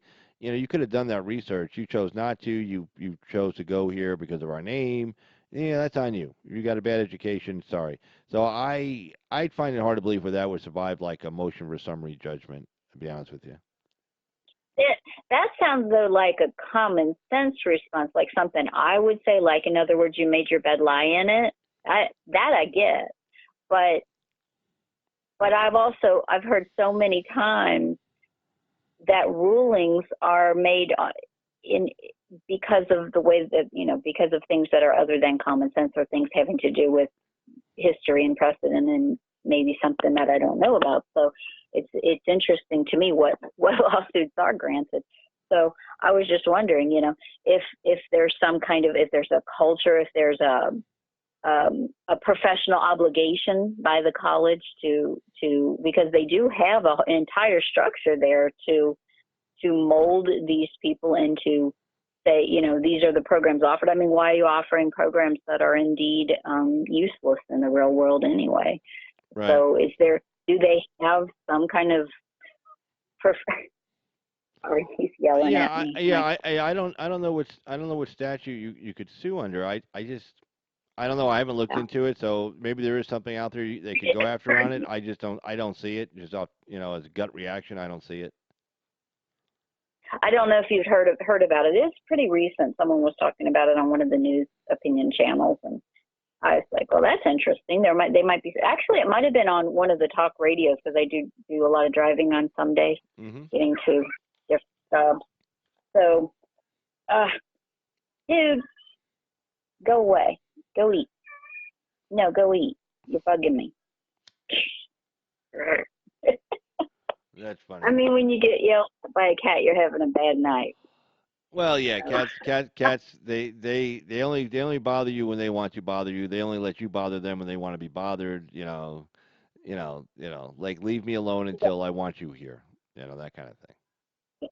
He's he's an old, very old, sick cat that I took in with my roommate, and then she left and left the cat behind. So now I have a cat. I guess that's how you get a cat. Now you got a cat. That's funny. A cat. So yeah, he wanted to be on your show. So there you go. Well, he got on. He got on. So have a good night, dear. I thanks for answering my questions. I get curious about things, time to time, and Oh no. I appreciate you taking the time. Oh yeah, not a problem. Glad you called. So thank you, Miss Effie Real, and I guess you could go tend to that cat. Or else, apparently, I'm in trouble. Uh-huh. All right. Good night. All right. Thank you, ma'am. Bye bye. And that was a great Effie Real, great phone call. That's what I like about calling shows is that you know, um, I have certain things I see. I say, hey, I want to talk about this, that, and the other. But I get kind of tunnel visioned, right? Because I'm seeing just like, oh, I want to talk about this. The other thing about a call-in show is you get people that will, bring up ideas and things that they want to talk about, and it leads us to another direction and another direction. And it's excellent. I love the live call-in shows. It's my favorite. I like when I first started the channel, and I was just a few subscribers. I was doing like just posting videos up and stuff like that, and then I started seeing some live shows from people were doing. So I looked into it and I found vMix Productions, like live video software and stuff. And I said, hey, this might be something cool to do. And I started learning more and more about that. And you're still learning; it's a constant learning process when you do that. So I like it though because it expands the topic of conversation, and people see things that I don't always see. And of course, none of us have all the time in the world to see everything. So it's nice when, again, I think the live calling show is the best format. Many more YouTubers are going to it now than used to. It is probably kind of scary for them because they're used to. When you do a video, they're used to taking the time to edit, go back, fix, and stuff. When you're live, man, this is it. You're on, and you got all these different windows open, and you got one chance to get it right, and if you get it wrong, that's it. Like all those times I pause and I'm looking for something. Well, if I'm just posting a recording, obviously I can edit all that stuff out and I can make it sound really streamlined. So it might be kind of scary for some of the old timer YouTubes to be doing a lot of live stuff, but I think it's the most fun. I think it's most engaging for both the host and for the subscribers and for the callers and for the viewers of the channel. So, but anyway, with that said, and again, thank you, Miss Effie. I'm going to go and call it a night for tonight, and I just want to thank everybody who's been in the chat room, everybody who's viewed the video, everybody who will view the video later. One of the things that holds me back a little bit is that I don't have any set times. Like I don't do it like every night at 8, Pacific time or 7. So it's kind of, and I do appreciate that you guys who follow me over here when you do, because based on my work schedule and everything, and I'm a full-time lawyer. Yeah, I don't know. I can't always say, oh, I can do it at 5 or 6. Sometimes I'm over at the jail. I'm at the office working. So I do appreciate you guys for following me and stuff. Totally appreciate that. And so again, I just want to say thanks to everybody tonight. And we'll see. Maybe might do one tomorrow. I'm going to do one either tomorrow night or Friday night for sure. And then Saturday and Sunday I'll be live at the chili cook-off. It's the Silver State and Nevada State chili cook-offs. It's a big event here in Pahrump, and I'll be over there doing that. So again, I just want to thank everybody, and I'll end you guys with some music. And so if you see the video, you like it, hit the like button, and if you're not a subscriber yet, please subscribe. So anyway, guys, have a good one. Bye-bye. Oh, wait, hold on. I know what I'm going to do. I'm going to play that Cortez thing. Let me see if I can find, let me see if I can find that. Okay, hold on. Let's put this up. Okay, hold on. There we go. And I'll put the music on with it. Let's see. I think it's these two right here. All right, guys. Have a good night. Bye bye.